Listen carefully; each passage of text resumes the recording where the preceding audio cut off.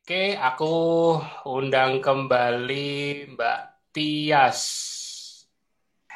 Oke, kita bisa langsung masuk sesi diskusi panel pertama ya. Nanti sambil menunggu Mbak Iin selesai berfoto ya. Mas Tio mau nambahin sedikit? Aku kemarin kemarin malam di grup metabolic conditioning juga habis ngebahas circadian rhythm. Makanya tadi aku bilangin ini yang di grup metabolic conditioning aku suruh ini dengerin Mbak Tias nih, dia bahas circadian rhythm nih yang aku maksud.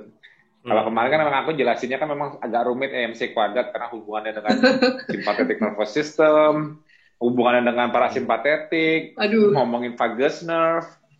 ngomongin apa macam-macam itu aku belum sampai jelasin bedanya di sinaps untuk acetylcholinnya misalnya. Nah, itu udah ribet banget tapi secara umumnya udah digambarkan oleh Mbak Tias dalam bentuk gaya hidup KF itu sebetulnya menyesuaikan dengan circadian rhythmisi.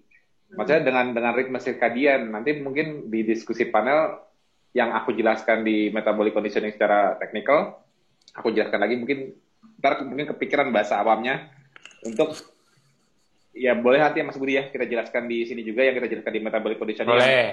kenapa gambarnya Mbak Tias tadi itu sekaliannya mengacu ke kortisol. Apa cerminan kortisol itu kan sebetulnya kan output dari HPA axis hipotalamus pituitary gland pituitary dan adrenal gland axis.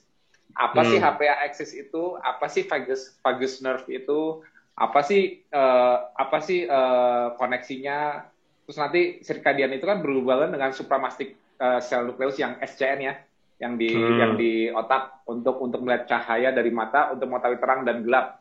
Nah, itu kan yang Hmm. mengatur circadian dari terang daylight ke malam hari. Itu kan yang mengatur ritmenya bukan ritmenya, sebetulnya gini, set point. Kalau hormonnya sih kortisol bisa berubah-ubah karena itu hormon stres tergantung demand kita. Kalau kita lagi olahraga kortisol naik kan demand.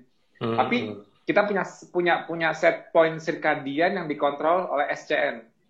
Nah, itu cara ngontrolnya itu via HPA axis. Nanti aku jelaskan di diskusi panel set pointnya bagaimana, modulasinya kita di mana dan kapan kita harus secara secara apa namanya? Secara fisiologinya mengembalikan set pointnya ke arah kita tidur nanti pas melatoninnya naik. Tapi itu diskusi panel. Tapi Mbak Tia sudah ngasih gambaran umumnya, kita harus ya mudahnya sih memang walaupun aku jelasin teknikal tapi jawabannya tetap sama, jawabannya justru malah simple. Terus caranya gimana ya, kayak kata Mbak Tias, aku cuman membreakdown ribetnya aja nanti kalau mau tahu ribetnya itu seperti apa secara fisiologi. Kan tadi kan Mbak Tias kan bilang katanya Matias. circadian rhythm kan, Hmm. Hmm. jadi Hmm. kita menyesuaikan circadian. Tapi ada yang penasaran nggak dalam fisiologinya? Tapi kalau kemarin di grup metabolic conditioning kan aku terlalu teknikal, tapi aku lagi nggak tahu nih, aku bisa Yes. nggak ya jelasin dalam bentuk bahasa awam dengan kata-kata gitu ya. Sudah ketemu belum? Kalau belum, Tapi kayaknya kayaknya tetap perlu gambar deh Mas. Apa aku boleh share screen? boleh, boleh, silakan Mas, sudah bisa kok. Tapi berarti itu ke galeri ya, kayak kemarin itu ya, rumitnya. Iya. Ya udah nggak apa-apa deh. Ini aku coba kirimin dulu gambar-gambar dari sini. Ada pertanyaan nggak seputar materi ditanya dulu? Aku mau coba kirim gambar ke sini dulu. Oke, siap. Sedikit aku mencoba menjadi mewakili teman-teman Mbak Tias. Berarti dari pemaparan Mbak Tias kan stres itu berarti luas ya. Karena tadi sempat Mbak Tias bilang, Oh, eh, sorry se- sorry Mas Budi. ya, Mas Budi, ya, ya, tolong dicek ada Mbak Wita nggak? Tadi aku juga kalau bisa menjawab sekalian pertanyaan Mbak Wita. Ya Mbak Wita kan di grup metabolic conditioning kan nanyain gimana hubungan ada antara Mas? kenapa. Oh ada ya? Ada, Oh, Mbak Wita ada Mbak SPP Wita Mbak. Nurani kan? Ya, aku lupa belakangnya Nurani ya, benar ya? Iya. Ya Mbak Wita tadi kan sempat nanya, tadinya kan aku janji jawabnya nanti malam di grup. Tapi kalau kalau keburu mau aku jawab sekarang, mumpung aku mau sekarang jelasin basicnya dari awal yang aku jelasin di metabolic conditioning sampai kenapa untuk mengurangi stres berlebih dari pikiran bisa Oke. dibantu dari olahraga gitu loh. Maksudnya kan tadi aku sebutnya dalam suatu bandwidth itu kan aku Hmm, cuman hmm, kayak mengawamkan kayak apa ya, ini kapasitasnya segini, tapi karena hmm. kepake untuk yang ini, sisanya tuh lebih sedikit gitu loh. Iya, Jadi membantu kita untuk tidak bisa stres berlebih. Nah itu aku mau jelasin ke Mbak Wita juga yang nanya tadi ada ya. ada. Ada. Mbak Wita, Moga-moga. saya hai dulu di chat. Oke, aku lanjutin nanti habis satu pertanyaan dari aku buat Mbak Tias. Nanti aku coba undang Mbak Wita untuk bisa live ya. Mbak Tias, aku lanjutin. Jadi eh, stres itu kan luas. Tadi salah satu faktor yang juga dibilang cukup besar perannya di pemaparan Mbak Tias. Stres itu luas, tidak hanya memikirkan masalah yang berat, ya kan, masalah misalnya penyakit atau masalah keuangan atau apa gitu ya. Tapi hal-hal simpel juga, termasuk memikirkan khawatir besok makan apa. Salah satunya itu ya. Kalau kita dulu di apa itu di zaman masih apa karbo kan juga itu ya, berpikir, besok makan apa lagi ya, besok terus mesti makan apa lagi, nanti malam makan apa. Nah, ini sebenarnya pertanyaannya simpel. Tips konkret dari Mbak Tias saat dulu bisa membuat pikiran Mbak Tias itu akhirnya selalu bisa rileks itu apa, Mbak? Kalau dibilang jangan mikir gitu kan, ya, itu kan apa normatif banget ya. Kalau udah mau stres ya jangan mikir, tapi kan susah. Apalagi Mbak Tias kan punya tadi pengakuan orangnya itu selalu mikir gitu, overthinking gitu. Gimana Mbak tips konkretnya sekarang kok bisa lebih rileks gitu? Silakan. Ya, ini yang masih dalam perjuangan sejujurnya. Silakan. Meskipun saya sudah tidak se-overthinking dulu. Sudah bisa let things go lebih banyak. Meskipun saya masih tetap harus berperang dengan kecanduan berpikir itu tadi. Berarti masih ya? Masih. Jadi nggak serta-merta hilang sama sekali mendadak gitu, nggak. Cuma yang saya rasakan itu ketika saya memutuskan untuk bergaya hidup ketofastosis, kan secara fisik diperbaiki itu. Itu yang sebenarnya yang merasakan yang memberitahu saya bagaimana saya berubah itu tukang pijet, Mas. Oh, gimana tuh? Jadi kan saya sebelum bergaya ketofastosis itu kan saya langganan pijet karena kebiasaan saya overthinking, stres, hyper anxiety itu pasti terjadi terus setiap hari. Saya stresnya luar biasa, depressed gitu. Nah itu tuh ketahuannya di sini, di bahu. Bahunya tuh kenceng sekali. Jadi beberapa kali terapi itu di rehabilitasi medik juga itu bagian leher dan bahu, karena kan akhirnya dokter syaraf menemukan bahwa saya terkena cervical syndrome, itu yang keluhannya di sekitar sini.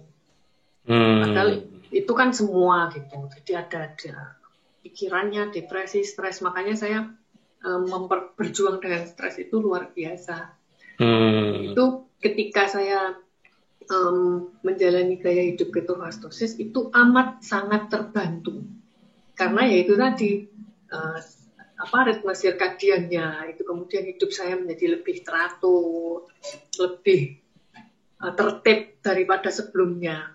Karena kalau saya sudah begadang bisa nggak pakai aturan gitu, ternyata itu ritme tubuh saya sendiri itu sudah saya lawan. Nah, sesuatu yang mestinya nggak normal tapi udah biasa jadi normal ya. Betul, saya anggap itu bagus gitu dulu. Karena saya sangat produktif gitu, ide saya banyak di bidang akademis saya dan background pekerjaan saya juga. Itu menurut saya ketika sebelum bergaya hidup ketofastosis itu sangat mendukung, tapi ternyata saya merusak diri sendiri karena saya menabrak ritme sirkadian itu. Jadi tips konkretnya berarti gimana? Tips konkretnya satu, jelas ikuti saja ritme sirkadian. Kalau masalah ikuti ritme sirkadian, kemudian gaya hidup ketofastosis itu tadi ya, dengan makanan sebenarnya nggak terlalu ini sih, kalau saya nggak suka makan soalnya, bukan yang hobi makan gitu, jadi itu tidak terlalu bagi saya tidak terlalu berpengaruh. Dan saya justru senang dengan puasa karena nggak usah mikir kayak tadi pertanyaan Mas Budi, besok makan apa? Di rumah ada telur sudah bahagia gitu. Ya, mau tiap hari justru malah menurunkan stres ya. Udah iya, itu sangat membantu. Tapi terkadang ada beberapa yang masih baru kepikir gini, khawatir nanti bosen, masa telur terus. Tapi itu nanti kita akan bahas lebih ini karena itu sudah mengarah ke curhat biasanya. Oke, aku coba manggil Mbak Wita Nurani tadi karena ini permintaan Mas Tio ya. Halo Mbak Wita, bisa unmute? Siang Mas Bobi. Ya, silakan. Kalau bisa videonya on, ya kan? Ini Mas Tio punya, ini Mbak Mas Tio soalnya punya utang. Kalau enggak nanti kepikiran stres lagi dia. Circadian rhythmnya jadi ini. Aku tuh orangnya kalau ditanya, bisa ditanya, terus aku kan kalau ilmuku itu sebetulnya semua di sini. Kadang-kadang aku cari gambar untuk melengkapi penjelasanku. Yes. Terus kalau aku ditanya, itu nggak tahu di kepala aku tuh ada kayak sesuatu yang terbuka jalurnya, jadi keinget. Terus kalau nggak dijelasin kayak bete gitu. Kayak kapan kita jelasin ya, jadi nunggu ntar malam kayak nggak tambaran. Bahasa gaulnya kentang, Mas. Iya, betul. Nggak taunya siapa namanya, Mbak Tias pas kebetulan lagi ngebahas apa namanya? Sirkadian. Ngebahas sirkadian. Wah, ini kalau pas di diskusi panel bicara di sirkadian bisa ujungnya bisa ketemu sama pertanyaan sekalian jelasin kan, mungkin ada yang belum lengkap ya Mbak. Tapi belum dapat ke itu juga ya. Udah ketemu Mas gambarnya? Silakan. 31 lagi aku nyari hubungan masuk buat gambar yang untuk ke bahasa awam Mas, SMS-nya. Bahasa awam. Ini masih ada Mbak Iin soalnya, ada pertanyaan buat Mbak Iin juga. Ayo. Oh ya, masuk Mbak Iin dulu. Aku Mbak Iin dulu. Oke. Mbak Wita, standby ya. Yap. Oke, aku ke Mbak Iin. Ada beberapa pertanyaan dari chat ini Mbak Iin. Mungkin bisa sedikit dibahas. Dari Dr. Irma Rahmawati tadi yang sempat udah mau jawab kuis tapi ternyata ngeblank. Pada sumber makanan natrium adalah MSG atau micin. Berapa dosis yang disarankan per hari? Itu satu. Kemudian dosis anjuran vitamin D yang dianjurkan untuk daily maintenance. Kemudian yang ketiga, bagaimana keefektifan peran antioksidan dari vitamin D dengan glutathione ini ya kayaknya. Mana yang lebih direkomendasikan di antara keduanya? Silakan Mbak In. Kalau MSG itu ya memang di Permenkes Peraturan Menteri Kesehatan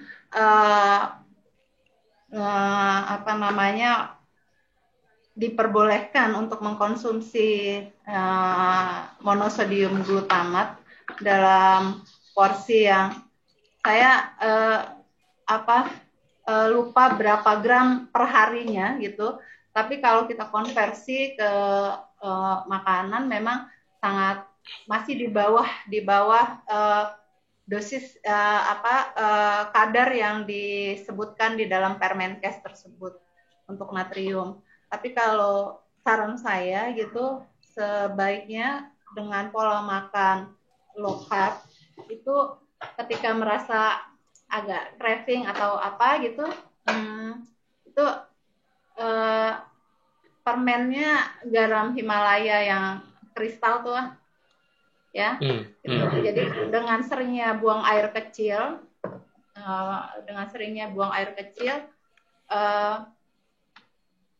sebaiknya mengganti mineral yang keluar itu dengan mengkonsumsi natrium garam Himalaya. Oke, jadi intinya kalau kita hanya mengandalkan MSG atau kebutuhan natrium bagi pola makan low carb itu kita agak tinggi, Mas. Jadi siapa itu. Tapi kalau kita mau lihat dari Permenkesnya, kebutuhan yang diperbolehkan, kadar yang diperbolehkan dari yang kita konsumsi per hari itu sebenarnya memang masih di bawah kadar yang diperbolehkan. Gitu. Oke. Pertanyaan kedua, Mbak. Ya, ketika jadi tidak, mohon maaf ya, menurut saya kita tidak bisa juga mengira-ngira, oh saya kayaknya kekurangan ini, atau oh saya begini gitu. Nah, memang sebaiknya periksa gitu, misalnya alergi atau autoimun, atau memang ada cancer, diperiksa kandungan vitamin C-nya berapa gitu. Nah, ketika dicoba gitu dengan rajin berjemur, makan makanan yang kandungan vitamin D-nya juga tinggi gitu, terus fungsi hati dan fungsi ginjal baik, masih juga kekurangan vitamin D, beberapa jurnal yang tahun 2019 menyampaikan bahwa konsumsi 50.000 international unit per hari itu masih dalam batas yang aman. Tapi yang dianjurkan untuk mencapai ketika sudah sangat kondisi yang defisiensi untuk mencapai untuk kondisi yang 40 sampai 60 itu dosisnya 10.000 international unit. Tapi ketika sudah pada posisi maintenance itu 5.000 international unit. Oke. Pertanyaan ketiga, Mbak. Kalau glutathione dengan vitamin D ya. Keefektifan peran antioksidannya. Nah, vitamin D ini kan fungsinya beda-beda ya Mas ya, gitu. Siapa tadi mohon maaf, fungsinya beda-beda gitu. Glutathione beda sebagai antioksidan, vitamin D sebagai zat gizi, juga sebagai hormon dan sebagai imunomodulator. Jadi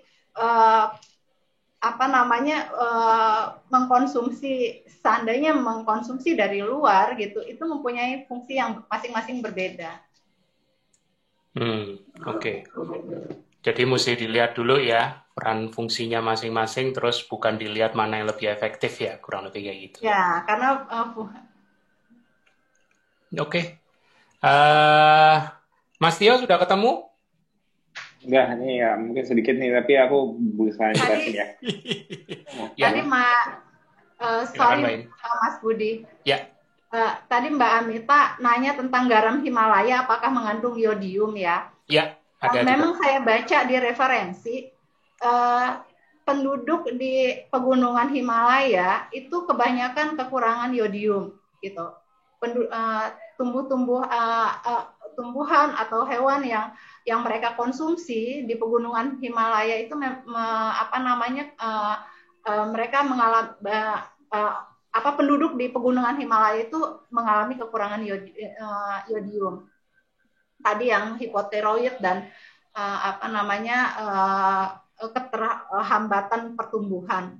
Nah, saya belum menemukan apakah garam Himalaya itu kandungan yodiumnya tinggi atau tidak gitu Bu Amita, tapi pemberian yodium pada garam gitu, fortifikasi yodium pada garam bukan berarti garamnya yang sudah tinggi yodium, tapi karena garam itu dikonsumsi hampir oleh semua orang mengkonsumsi garam, sehingga pemerintah melakukan fortifikasi atau penambahan zat gizi yodium pada garam untuk mengantisipasi atau menanggulangi permasalahan kekurangan yodium pada masyarakat Indonesia. Gitu. Sehingga garam-garam meja itu tertulis garam beryodium. Nah itu bukan karena garamnya mengandung yodium, tapi ada penambahan yodium pada garam. Berarti sebenarnya sudah ada, cuman ditambahin gitu ya? Belum tentu Mas. Belum tentu juga ya? Karena fortifikasi itu adalah bagaimana penambahan zat gizi itu dikonsumsi oleh hampir banyak orang di Indonesia gitu. Karena kita mengalami namanya beban triple burden ya di Indonesia itu masalah gizi. Salah satunya defisiensi yodium, masalah gizi kita di Indonesia. Oke. Sip. Kayaknya tadi Mbak Amita juga ada. Gimana Mas, sudah ketemu? Beres? Udah. Masih aja nggak? Nggak apa-apa, diselesain dulu aja. Nggak apa-apa, ini tinggal satu. Nanti aku soalnya takut Mas Tio lepas nanti, lewat nanti dari jam 12. Aku udah hafal soalnya. 20 menit. Silakan. Oke. Silakan Mas. Apa Mas, kalau di galeri nyarinya foto ya? Iya, betul. Oke. Nanti kalau keluar berarti aku stop share dulu ya? Iya, atau nanti aku yang stop sharing juga boleh. Silakan. Ya, oke. Jadi ini salah satu, aku tadi mau nyari gambar yang sama kayak Mbak Tian, nggak ketemu, sama aja lah. Ini poin-poinnya sama circadian. Kalau dilihat tuh yang garis hitamnya, yang garis hitam itu circadian dari kortisol. Jadi kebalikannya yang naik ialah melatonin. Jadi kalau dari pagi hari kita dibangunin oleh kortisol, dikasih tenaga dari pagi. Tenaganya tuh, aku bilang tenaga itu permintaan tenaga dari dalam. Artinya kortisol itu hormon untuk demand, stres.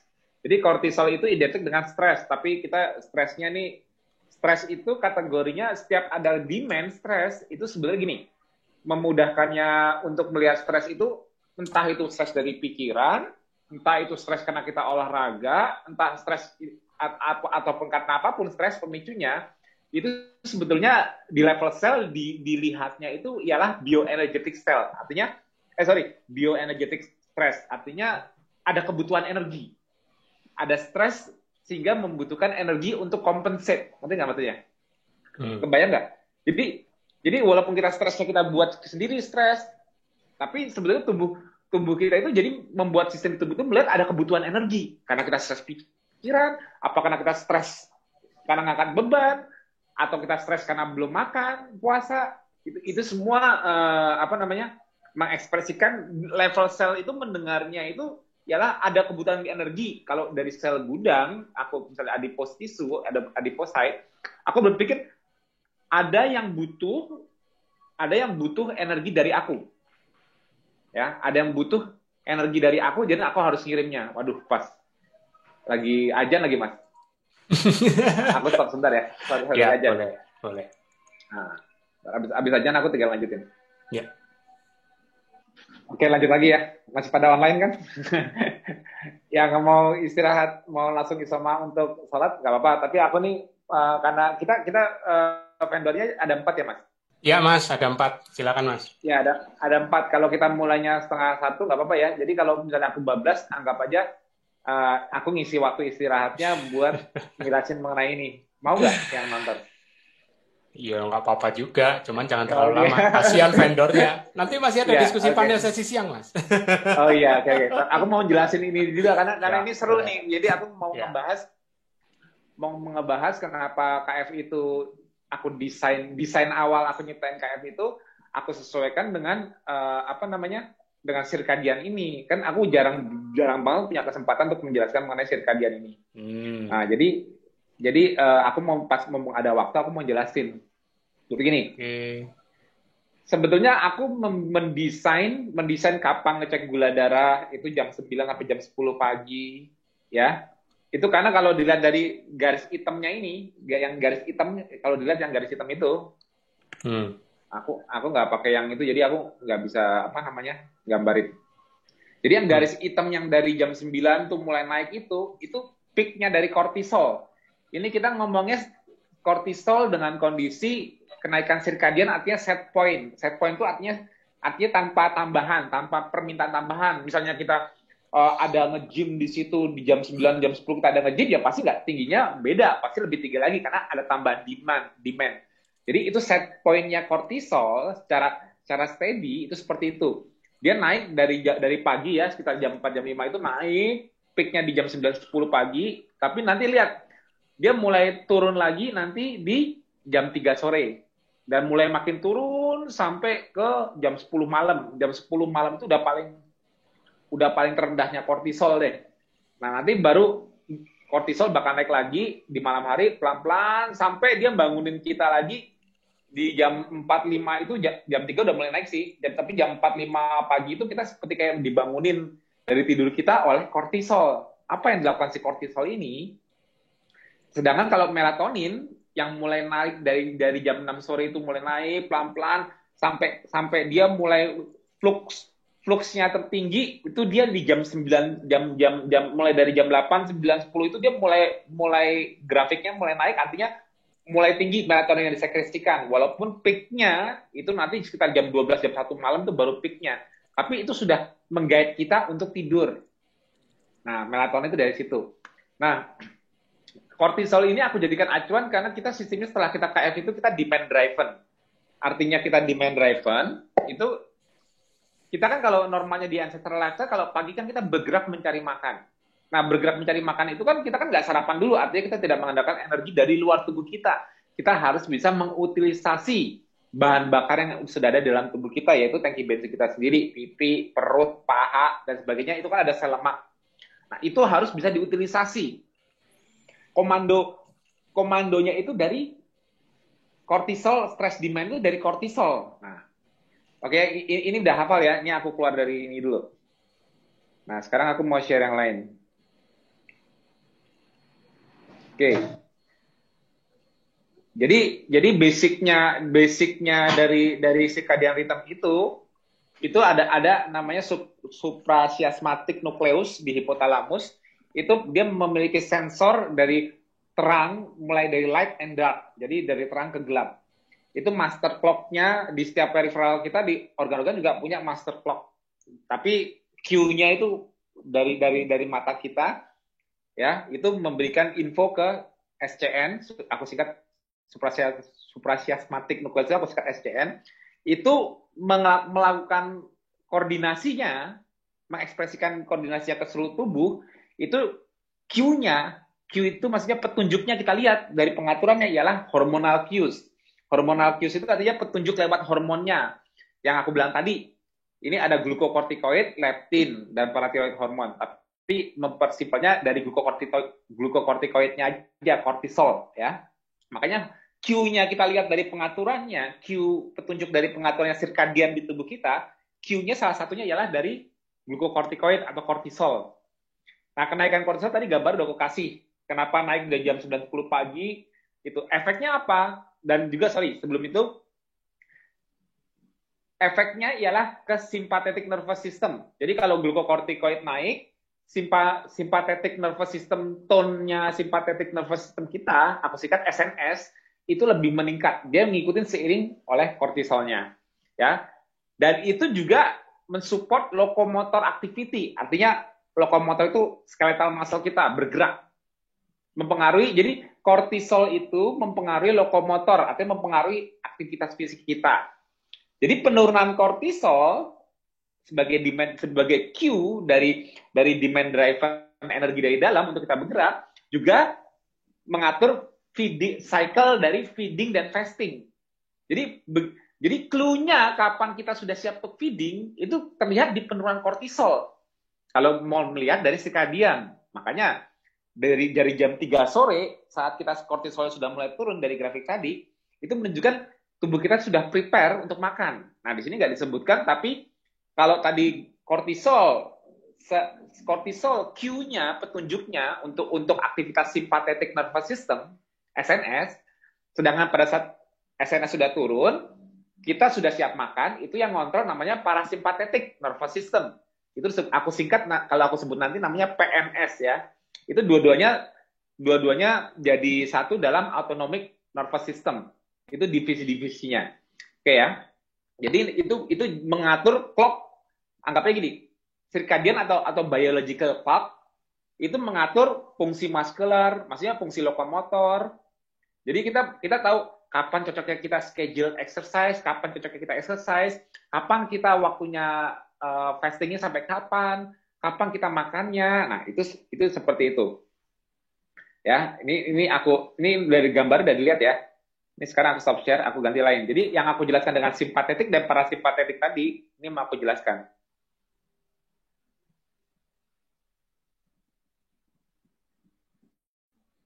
Apa dimaksud dengan simpatetik dan parasimpatetik? Nih. Jadi ini kontrolnya, ya.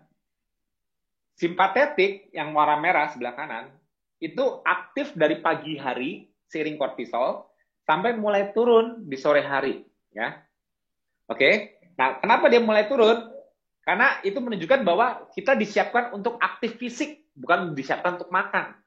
Normalnya manusia dari pagi itu sebelum makan dia harus bergerak mencari makan. Karena kalau sekarang kita makan dulu supaya dapat tenaga bila bisa bergerak, itu konsep sekarang. Tapi jutaan tahun manusia menggunakan circadian clock-nya. Dan itu juga sesuai dengan alamnya. Alam nggak ada makanan. Makanannya dicari dulu, nggak ada di sebelah kita. Nggak tinggal beli seperti sekarang. Nah, jadi kenapa aku melihat circadian ini, ya? Karena sympathetic tone-nya itu mensupport untuk kita bisa fight or flight. Jadi dibilangnya kalau yang parasimpatetik itu rest and digest, simpatetiknya fight or flight, berkelahi atau kabur. Intinya itu menunjukkan bahwa sympathetic tone itu, SNS, memfokuskan kita semua energinya untuk dipakai di skeletal muscle, lokomotor, bergerak, mencari makan. Jadi, kompetisi lainnya, seperti kalau kita mencerna kan, semua energi lari ke pencernaan. Jadi, proses walaupun mencerna itu, makanan itu merupakan sumber energi, sumber nutrisi, tapi proses mencernanya itu consuming energi. Ya. Sedangkan di kondisi kita aktif fisik, kita harus making energi, harus malah menghasilkan energi, bukan mengkonsum energi. Jadi proses anabolik, grow, berkembang, atau aktivitas imun kan juga anabolik tuh kalau ada respon imun. Itu justru malah disupres. Jadi sifat kortisol yang naik dari pagi hari itu sifatnya juga supresif ke sistem imun agar jangan perang dulu, jangan overreaktif dulu. Sama kayak kita kalau dari farmakologi, kita kalau inflamasinya tinggi dikasih obat steroid. Itu steroid itu sebetulnya glukokortikoid, sama seperti kortisol fungsinya.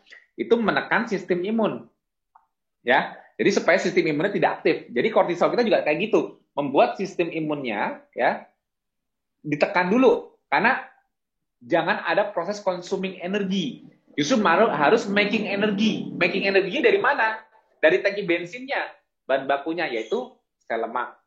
Nah, makanya kontrolnya di simpatetik ialah dilate pupil, increase heartbeat, karena distribusi. Jadi energi yang dilepas, nutrisi yang dilepas dari sel lemak, yaitu fatty acid-nya, itu kan harus didistribusikan kemana-mana. Oksigen dan nutrisi harus didistribusikan untuk jadi sumber energi di seluruh tubuh kita. Makanya dia biasanya heartbeat-nya lebih tinggi. Dari pagi hari kita, detak jantungnya lebih tinggi dibanding kita saat kita tidur. Pada saat kita udah malam, BPM kita, beat per menit kita turun, tapi kalau pas di pagi hari kita lebih semangat untuk bergerak. Nah itu.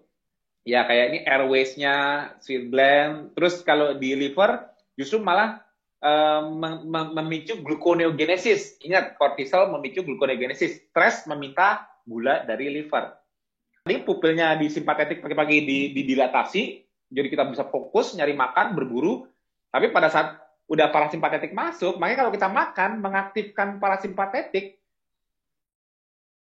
kita makan ya kayak kriep-kriep, jadi kita masuk ke arah rileks. Makanya aku nggak menyarankan dari pagi udah makan, kenapa? Malah nggak bisa aktif fisik kalau di kondisi ketosis. Karena kan tenaga kita kan dari dalam ngambilnya, bukan dari makan dulu baru dapat tenaga, kan enggak. Nah, justru pada saat kita makan lebih cepat itu malah menurunkan kemampuan fisik kita, lokomotor kita untuk mencari makan ataupun survive dari kejaran predator, misalnya di masa lalu manusia masih dipredasi. Oke. Jadi 50 sampai 75% saraf untuk yang mengontrol parasimpatetik untuk rileks itu dari makanan.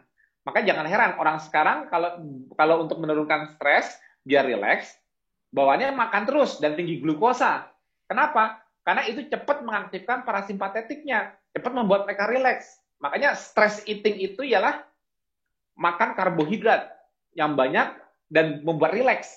Makanya kalau orang stres nyarinya bukan makan rendang, ikan, telur, ayam, enggak. Yang mereka cari ialah makan karbo yang cepat seratnya.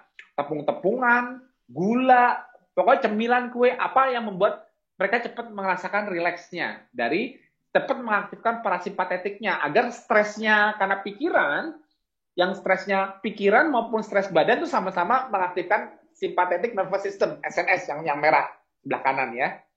Jadi stres yang dibuat sendiri sama stres yang memang dari badan, kontrolnya sama, SNS, simpatetik. Nah, jadi kalau kita ngejar rileksnya, padahal kita bukan stres karena aktivitas fisik nih, kita stres di pikiran. Nah, orang udah pernah nyoba kalau lagi stres pikiran, kalau gue makan, gue enakan. Makanya dia nyari makan terus. Yang dia nggak sadari ialah dia pengen ngakalin dengan mengaktifkan parasimpatetiknya. Karena parasimpatetik itu mudah banget diaktifkan lewat apa? Sistem pencernaan. Karena kontrol vagus nerve yang menghubungkan antara otak dengan pencernaan itu kontrol parasimpatetik. Jadi parasimpatetik itu hampir identik dengan makan. Makan itu rileks. Nah, itu yang aku maksud dengan parasimpatetik, ya. Nah, di sini contoh parasimpatetik juga membuat konstriksi di pupil, jadi kita nggak bisa fokus lagi. Heartbeat-nya, jantung di-slowkan, santaikan karena kita menuju tidur, ya. Airways juga. Terus liver menstimulasi, pada saat kita makan, liver distimulasi untuk mensekresikan asam pedu. Tujuannya untuk apa? Supaya asam pedunya untuk bisa mengemulsikan lemak dari makanan nantinya. Ya, digestive system juga dari mulai lambung, digestive lipasnya disekresikan saat dikontrol oleh sarafnya nih.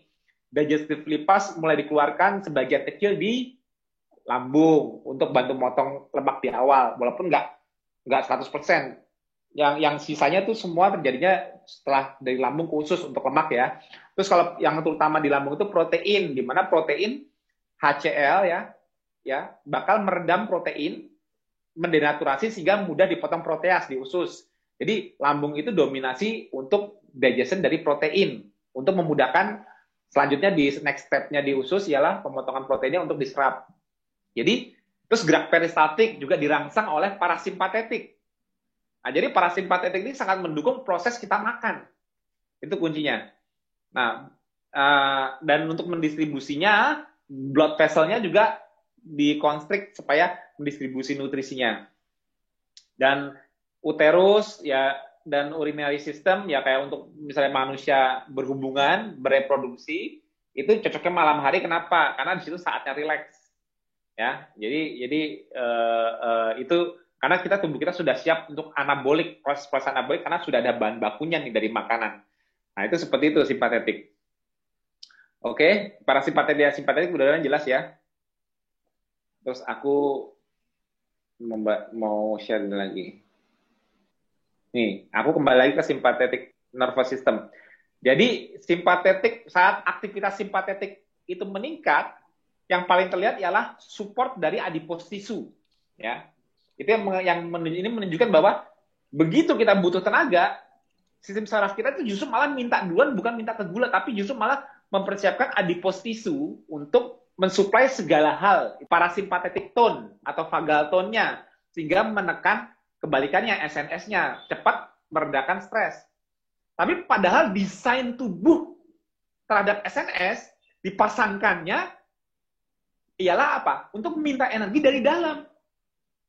Ya, ini set pointnya manusia dari jutaan tahun. SNS aktifnya untuk membuat tubuh kita bisa menyuplai energi sendiri. Jadi dengan SNS ini, dengan sistem saraf SNS yang langsung menuju ke adipose, targetnya menunjukkan bahwa bahan tangki bensin manusia ya lemak. Gitu loh. Walaupun glukos juga dibutuhkan untuk sel-sel yang tidak memiliki mitokondria. Dan sistem demand-nya juga dari kortisol. Ya. Ini yang terjadi pada saat ini hubungannya kontrol tadi dari hubungan sirkadian terus pengontrolnya lewat HPA aksis, kortisol, juga SNS dan parasimpatetik, SNS dan PNS udah ngerti ya.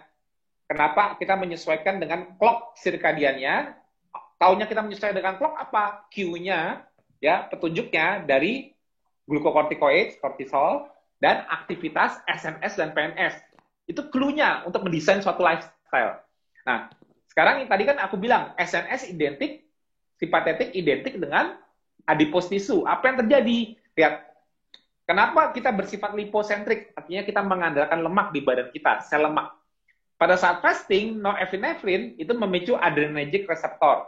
Sehingga itu memicu, ini ada gambarnya, memicu hormon sensitif lipas, ya, untuk memotong diacetyl glycerol menjadi monoacetyl glycerol, dan free fatty acid.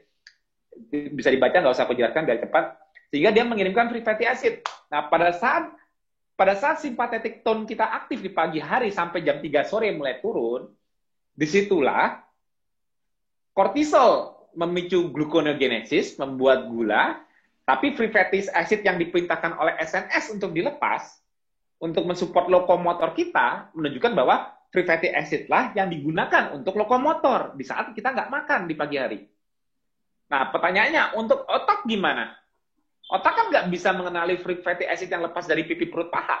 Nah, itulah free fatty acidnya juga mensuplai ke liver untuk dibuat keton alias ketogenesis. Nah, jadi pada saat ketosis itu menjadi clue dari bagaimana otak dipenuhi energinya dari dalam. Tidak harus makan glukosa dulu supaya otak ada tenaganya, enggak. Tapi memang harus lewat translasi menjadi keton. Karena clue-nya memang SNS mengaktifkan adiposit, artinya sel lemak. Tapi sel lemak tidak dikenali oleh otak. Sel lemak dikenali oleh semua sel di tubuh kita, termasuk fungsi lokomotor kita, yaitu skeletal muscle. Nah, tapi skeletal muscle bisa pakai free fatty acid, tapi otak butuh ditranslasikan dulu free fatty acidnya menjadi keton. Disitulah baru sinkron semua adaptasi. Kita selama dalam kontrol simpatetik ini, jadi tidak berlebihan simpatetik tone-nya. Artinya kalau simpatetik tone-nya berlebihan, kita kekurangan energi. Jadi kayak demand-nya dinaik kayak anggap aja nih volume untuk sympathetic nervous system. Harusnya set point-nya cuma segini, diputarnya circadian menyuruh set point diputar volumenya segini untuk SNS-nya. Tapi karena sudah diputar segini tapi kita ada bioenergetic stress, artinya ada yang belum kedapatan energi, itu justru memicu untuk SNS diputar lebih kenceng. Makanya jangan heran karena SNS dan kortisol mengontrol gluconeogenesis, pembuatan gula yang belum adaptasi di ketosis, artinya gula darahnya itu masih tinggi. Padahal udah nggak makan karbo, tapi gula darah susah di bawah 80. Kenapa? Karena tubuhnya belum ada yang belum keep up, belum optimal menggunakan lemak, free fatty acid, di tubuhnya. Itu nanti hubungannya ke mitokondria. Berarti mitokondrianya belum bagus. Karena untuk bagus menggunakan free fatty acid, berarti mitokondrianya harus bagus. Itu sebabnya seiring orang adaptasi gula darahnya bisa turun, artinya mitokondria mereka makin bagus. Artinya bioenergetic stress-nya makin turun. Karena apa? Mereka nggak stres lagi. Sekarang udah gampang kok mitokondrianya pakai free fatty acid menjadi ATP. Gampang. Kalau di awal-awal ketosis susah. Karena tadinya biasa pakai glukosa. Itu dia membuat sympathetic tone di awal adaptasi ketosis itu volumenya agak lebih besar. Sehingga gluconeogenesis lebih besar. Nah, oke, ini menyambung audio visual dari penjelasanku secara tulisan di grup metabolic conditioning. Yang tadi di grup metabolic conditioning harusnya lebih ngerti. Tapi kalau yang baru dengar, ya mungkin EMC kuadrat sih, aku akuin. Karena memang ini bukan materi mudah, ini menghubungkan interkoneksi antar organ. Kontrolnya gimana, engineeringnya gimana, menyesuaikan dengan circadiannya itu gimana, engineeringnya. Ya, oke. Jadi ini udah lihat ya, kontrolnya dari kenapa sel lemak itu liposentrik di kondisi SNS minta. Ya. Jadi saat kita nggak makan, dari pagi itu, tubuh kita liposentrik semua ngandelin sel lemak. Ini gambar bagan-bagannya. Ini kontrolnya, ini Mbak Wita yang mesti lihat. Mbak Wita ada kan ya? Oke. Nah, ini suara Mas Budi kecil banget. Jadi kan tadi aku bilang. Sempat mati lampu. Oh iya, Mas. Oke. Simpatet. Jadi apapun yang dilakukan tubuh, suatu kontrol, jadi kalau dalam suatu sistem kita seorang engineer, kita mendesain suatu input yang kita buat dari suatu reaksi, harus ada pengontrolnya, alias negatif feedback. Jadi kayak misalnya gini, liver buat gula. Siapa yang mengontrol agar liver tidak buat gula banyak-banyak? Oh, pankreas. Karena kalau liver buat gula banyak-banyak, gula meningkat di darah, otomatis pankreas menahannya dengan mensekretkan insulin. Agar apa? Agar gluconeogenesis di liver berkurang dan juga gulanya dimasukkan ke sel-sel lain. Itu namanya suatu sistem negatif feedback. Ya. Nah, kita tadi ngebahas mengenai stress system, berarti kan berdasarkan dari circadian, ya, SCN, dari light and dark cycle, maksudnya dari perubahan dari gelap ke terang sepanjang hari 24 jam, dan outputnya via HPA axis, berarti ke sistem untuk kortikoid, membuat kortisol, juga dari autonomic nervous system, kontrolnya di simpatetik dan parasimpatetik, di mana simpatetik outputnya ialah juga kontrol di pemotongan lemak di sel lemak, dan juga melalui sekresi dari adrenal juga, sama seperti kortisol, epinefrin dan norepinefrin, atau adrenalin dan noradrenalin. Oke ya, itu tadi udah paham semua ya, mudah-mudahan sih. Nah, yang di grup metabolik harusnya paham. Kalau yang baru dengar masih apa, ngap-ngapan ya, biarin aja, nanti ngerti, diulang aja videonya. Jadi cara perintahnya kortisol itu ialah dari hipotalamus mensekresikan namanya CRH, ya. CRH itu menstimulasi menstimulasi pituitari untuk mensekresikan CRH. ACTH. Nah, ACTH ini fungsinya kalau sampai di adrenal ialah memproduksi kortisol. Tapi kortisol yang dihasilkan itu sendiri, lihat di bagannya, kortisol yang dihasilkan sendiri itu memberikan jumlahnya di darah itu disirkulasi menjadi negatif feedback, ya, negatif feedback untuk menyetop sekresi prekursornya, pemicunya, yaitu ACTH. Lihat deh gambarnya nih, aku nggak bisa pakai ini sih, tapi dilihat deh gambarnya. Itu dia negatif feedback ke pituitari sebagai pensekresi awal ACTH-nya. Ngerti nggak maksudnya?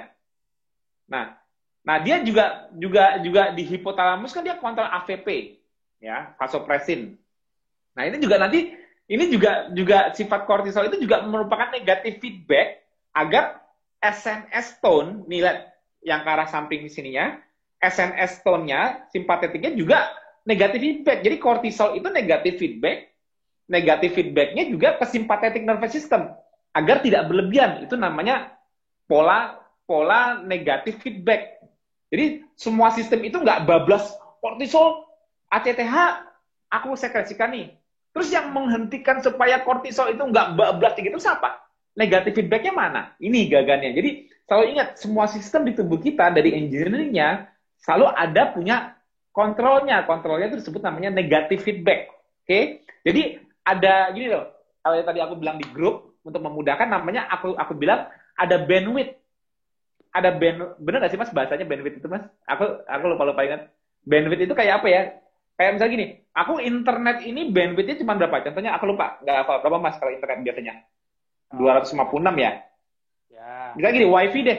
Wifi bandwidthnya misalnya berapa contoh Mas? Mas yang ngerti? Ya, kalau wifi biasanya 10 mega. Nah, 10 mega, anggapnya 10 mega ini, bandwidth 10 mega ini, itu threshold paling tertinggi. Nah, bandwidth ini diisi siapa? Nah, kortisol tuh hanya bisa sampai gini. Misalnya demand di tangan, demand di pikiran. Kan kalau misalnya aku aktif fisik, kan aku memicu simpatetik, bener nggak? Ya kan? Coba kalau nggak percaya, coba olahraga, gula darah naik nggak? Naik, karena sympathetic nervous system dan glucocorticoid system HPA axis meningkatkan kortisol, itu nggak bisa dibohongin. Jadi dari threshold maksimal yang bakal nantinya memicu negatif feedback untuk stop, ngerti nggak maksudku? Itu bandwidth-nya diisi dari mana aja? Oh, aku isi dari olahraga. Oh, kalau nggak, aku nggak olahraga. Aku stres aja mikirin kerjaan apa-apa gitu. Lama-lama bandwidth-nya penuh nggak? Penuh kan? Itu yang aku maksud, yang tadi Mbak Wita tanyakan itu, mungkin dia nggak ngerti bandwidth itu gimana. Maksudnya, sampai terpicunya threshold untuk negatif feedback sehingga ACTH-nya stop sendiri.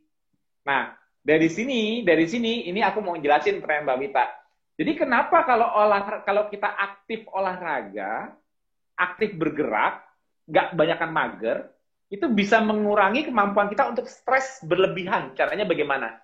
Karena dengan kita aktif sepanjang hari olahraga dan sebagainya, kan kita merusak badan nih.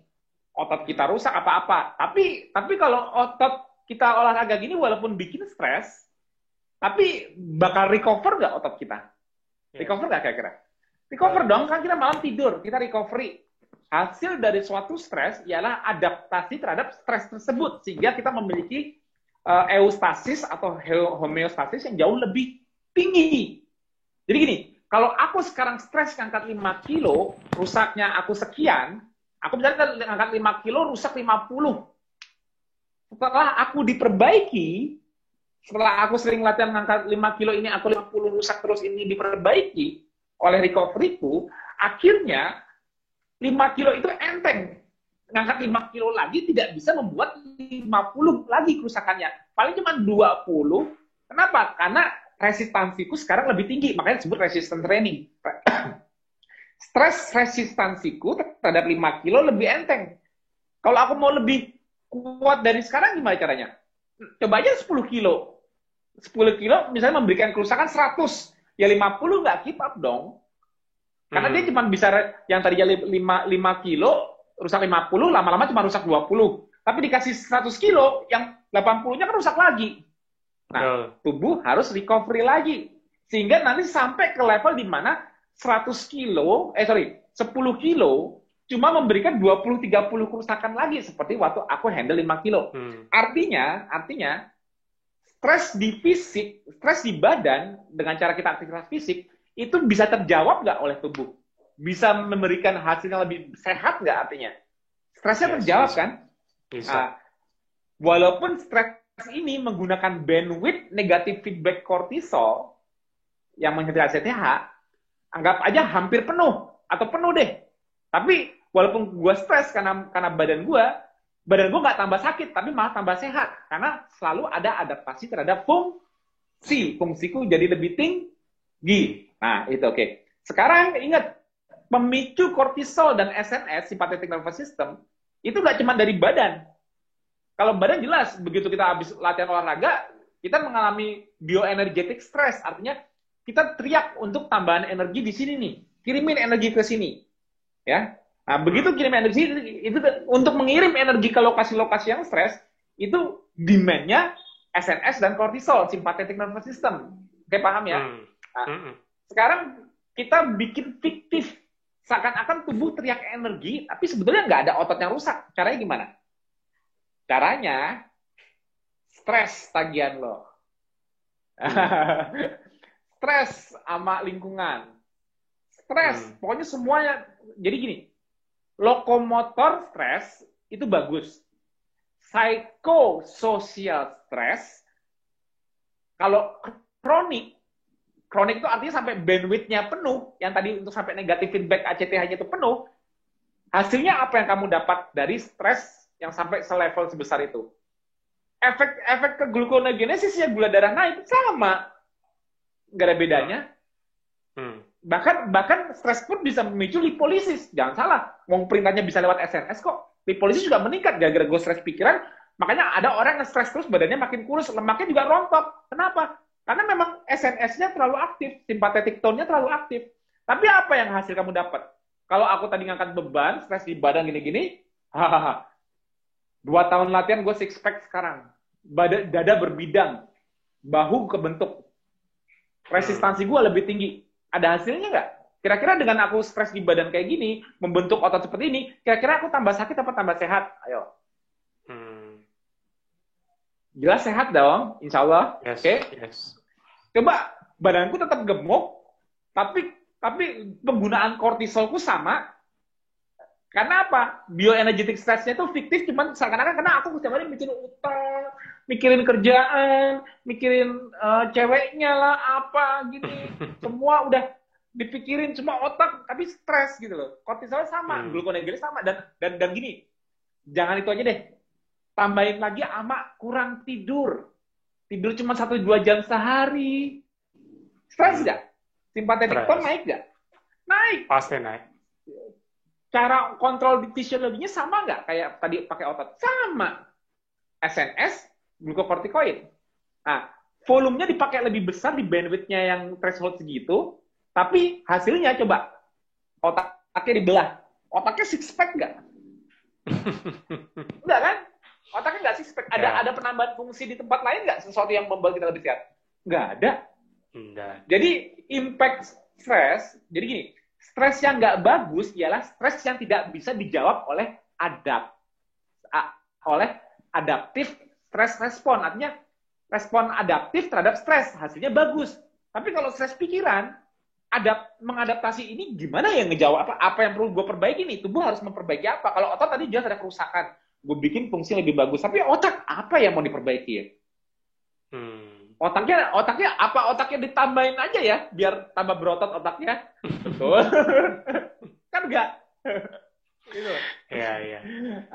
Jadi ya memang sih ada kalau misalnya stres karena kita belajar kayak kita belajar apa dan sebagainya, itu juga memicu hormesis, tapi itu meningkatkan pembentukan jalur neuron baru dan sinaps baru karena kita berlatih lokomotor membentuk jalur, itu ada prosesnya. Tapi ini beda dengan psychosocial stress, menggunakan sisi fisiologi yang sama tapi tidak menghasilkan apa-apa, dan malah efeknya menjadi metabolic stress yang tidak pernah terjawab.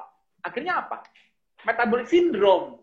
Metabolic syndrome itu ialah bioenergetic stress. Salah satu ciri-ciri dari metabolic syndrome, orang hipertensi, orang diabetes, orang cancer, tahu nggak apa yang sama? Sympathetic tone-nya ketinggian, volumenya kegedean. Karena di level selnya tubuhnya memiliki bioenergetic stress. Itu rahasianya. Jadi kalau kita menjalankan pola hidup KF, walaupun kesannya kita mengaktifkan simpatetik, nggak makan berarti simpatetik tone kita tinggi dong, Mas. Betul.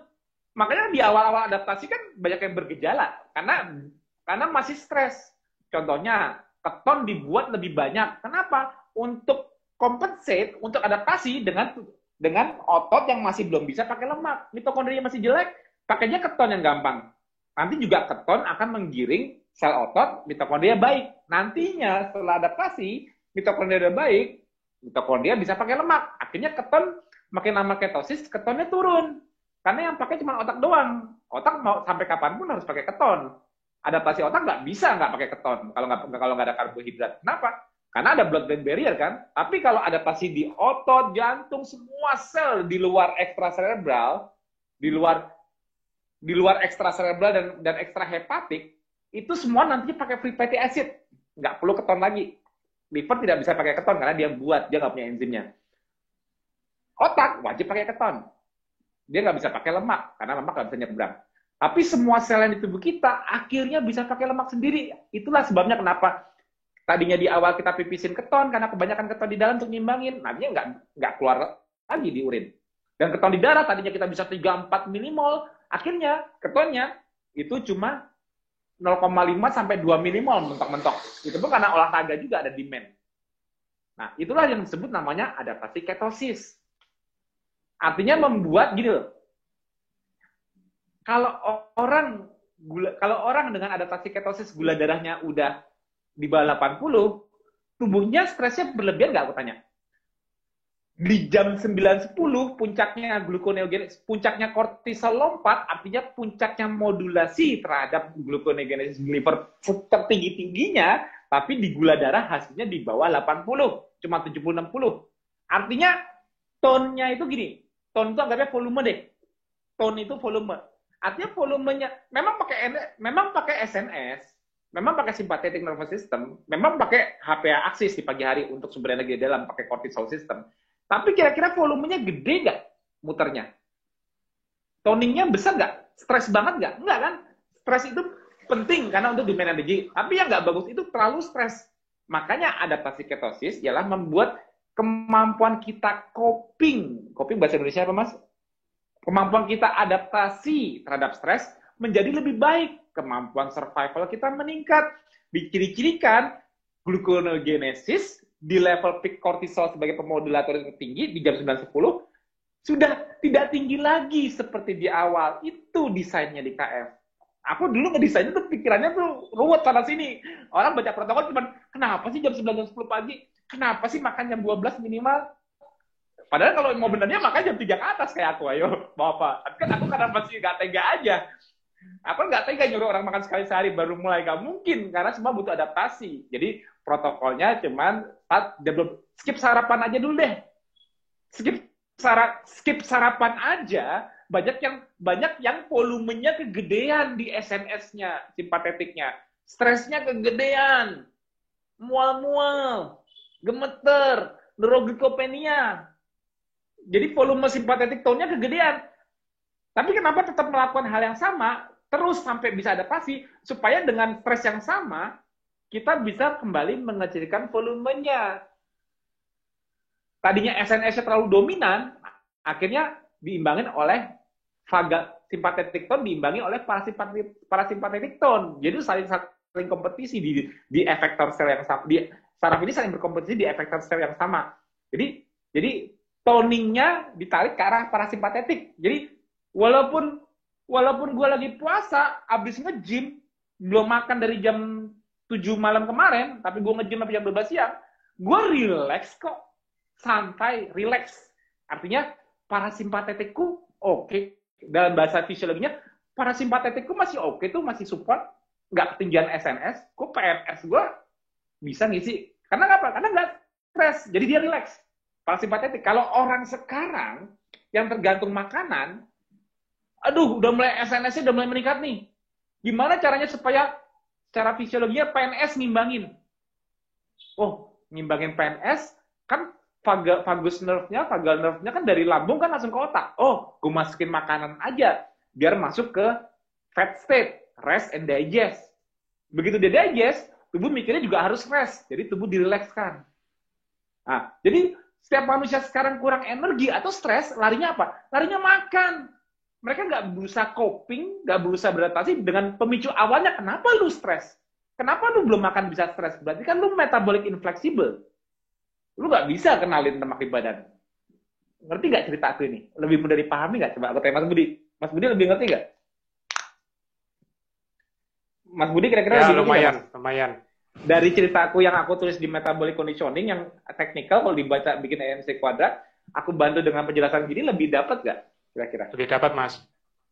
Lebih dapat ya? Nah, walaupun mungkin beberapa masih juga mumet-mumet. Ya, soalnya kan ini kan aku kan sebetulnya males lari ke neurologi, ke neuroendokrin atau ke SCN sirkadian itu kan aku karena tahu nggak mungkin warriorku kuat terima kapasitas semua sistem aku jelasin.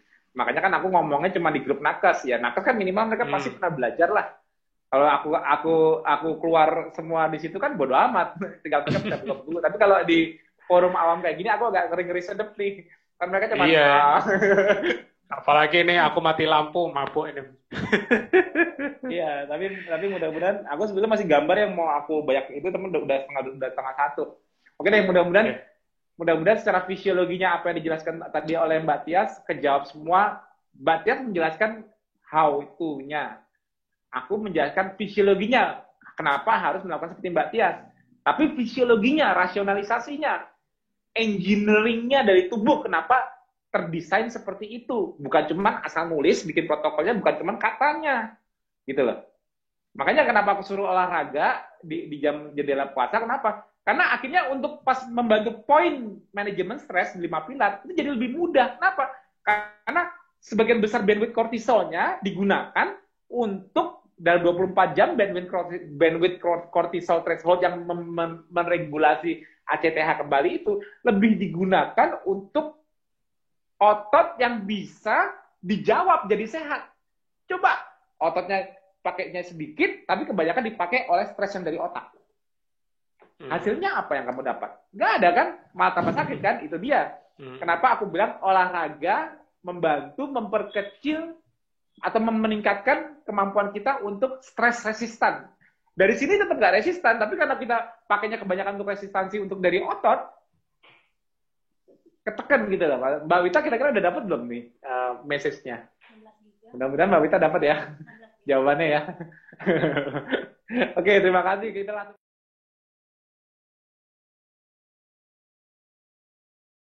Aku mau panggil kembali Mas Rahmat Suharsono. Semoga yang pematerinya masih ada nggak Mbak Tias sama Mbak In? Mbak Tias, apakah masih online? Oh masih, Mbak Tias masih online, syukurlah. Mbak Iin sepertinya lagi ada Zoom yang lain, Mas. Oh, ada Zoom lain, oh ya. Iya, nggak apa-apa. Nggak apa-apa. Oke. Tadi aku ada chat dari Mbak Gina Nurrahmah, tadi ada mau nanya tentang konsul Japri dengan beliau, Mbak Diah. Nanti aku coba sambungkan ya, nanti ya. Nanti tunggu aja. Oke, kita sambil menunggu Mbak Diah. Ini sedikit nih, ada pertanyaan tadi, Mas Tio. Mungkin Mas Tio bisa jelasin. Tadi waktu Mas Rahmat presentasi ada yang nanya seputar tensi. Jadi dikaitkan sama begini dari Mbak Dian Fitri. Pernah ngalamin saat GDP naik ke 84, tekanan darahnya rendah jadi 8657. Tapi pada sebaliknya waktu GDP-nya turun jadi 57, tekanan darah jadi naik 110-80. Memang atasnya yang bolak-balik naik kan sistoliknya. Iya, bawahnya mungkin stabil. Agak sedikit dari 57 ke 80. Ya, stabil. Memang masih dalam keadaan normal, tapi karena saya ini golongan darah rendah. Oh, dulu riwayatnya hipotensi. Nah, sekarang dengan kondisi dengan tekanan darah pasti posisi rendah ada gejala nggak? Itu dia. Kayaknya aku mesti ini aja sekalian, Mbak Dian. Mbak Dian masih online? Halo Mbak Dian. Mas. Ya, silakan. Videonya juga boleh di-on-in kalau boleh. Ya. Halo Mbak Dian. Mic-nya dinyalain lagi. Ya, sebentar. Ya. Ya, sebentar, Mas. Sudah tuh. Halo. Halo Mbak Dian. Ya Mbak, gimana? Diulang Loh, tanya. kok mic-nya dimatiin lagi? Dimatiin lagi. Udah, Mas? Videonya bisa dinyalain. Oh, bentar. Nah. Aku ya, silakan. Yuk. Monggo. Ya. Nah, gimana yang dirasakan? Dulu itu, Mas, saya kan memang punya riwayat tekanan darah rendah. Dan dulu kan biasanya kan geliangan. Dulunya berasa kan sebelum KF?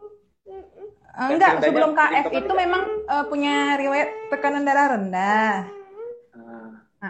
Biasanya memang keturunan kali ya, Mas. Orang tua juga 90/60, 90/70 gitu kan. Jadi kalau naik sedikit aja jadi 110 malah goyang gitu kan.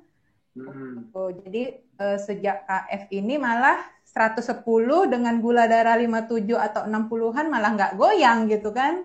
Maksudnya dari beda heran juga kan itu apa ya, memang karena pengaruh gula yang rendah jadi darah saya tinggi, tapi itu pengen tahu aja gitu kan apa ininya gitu.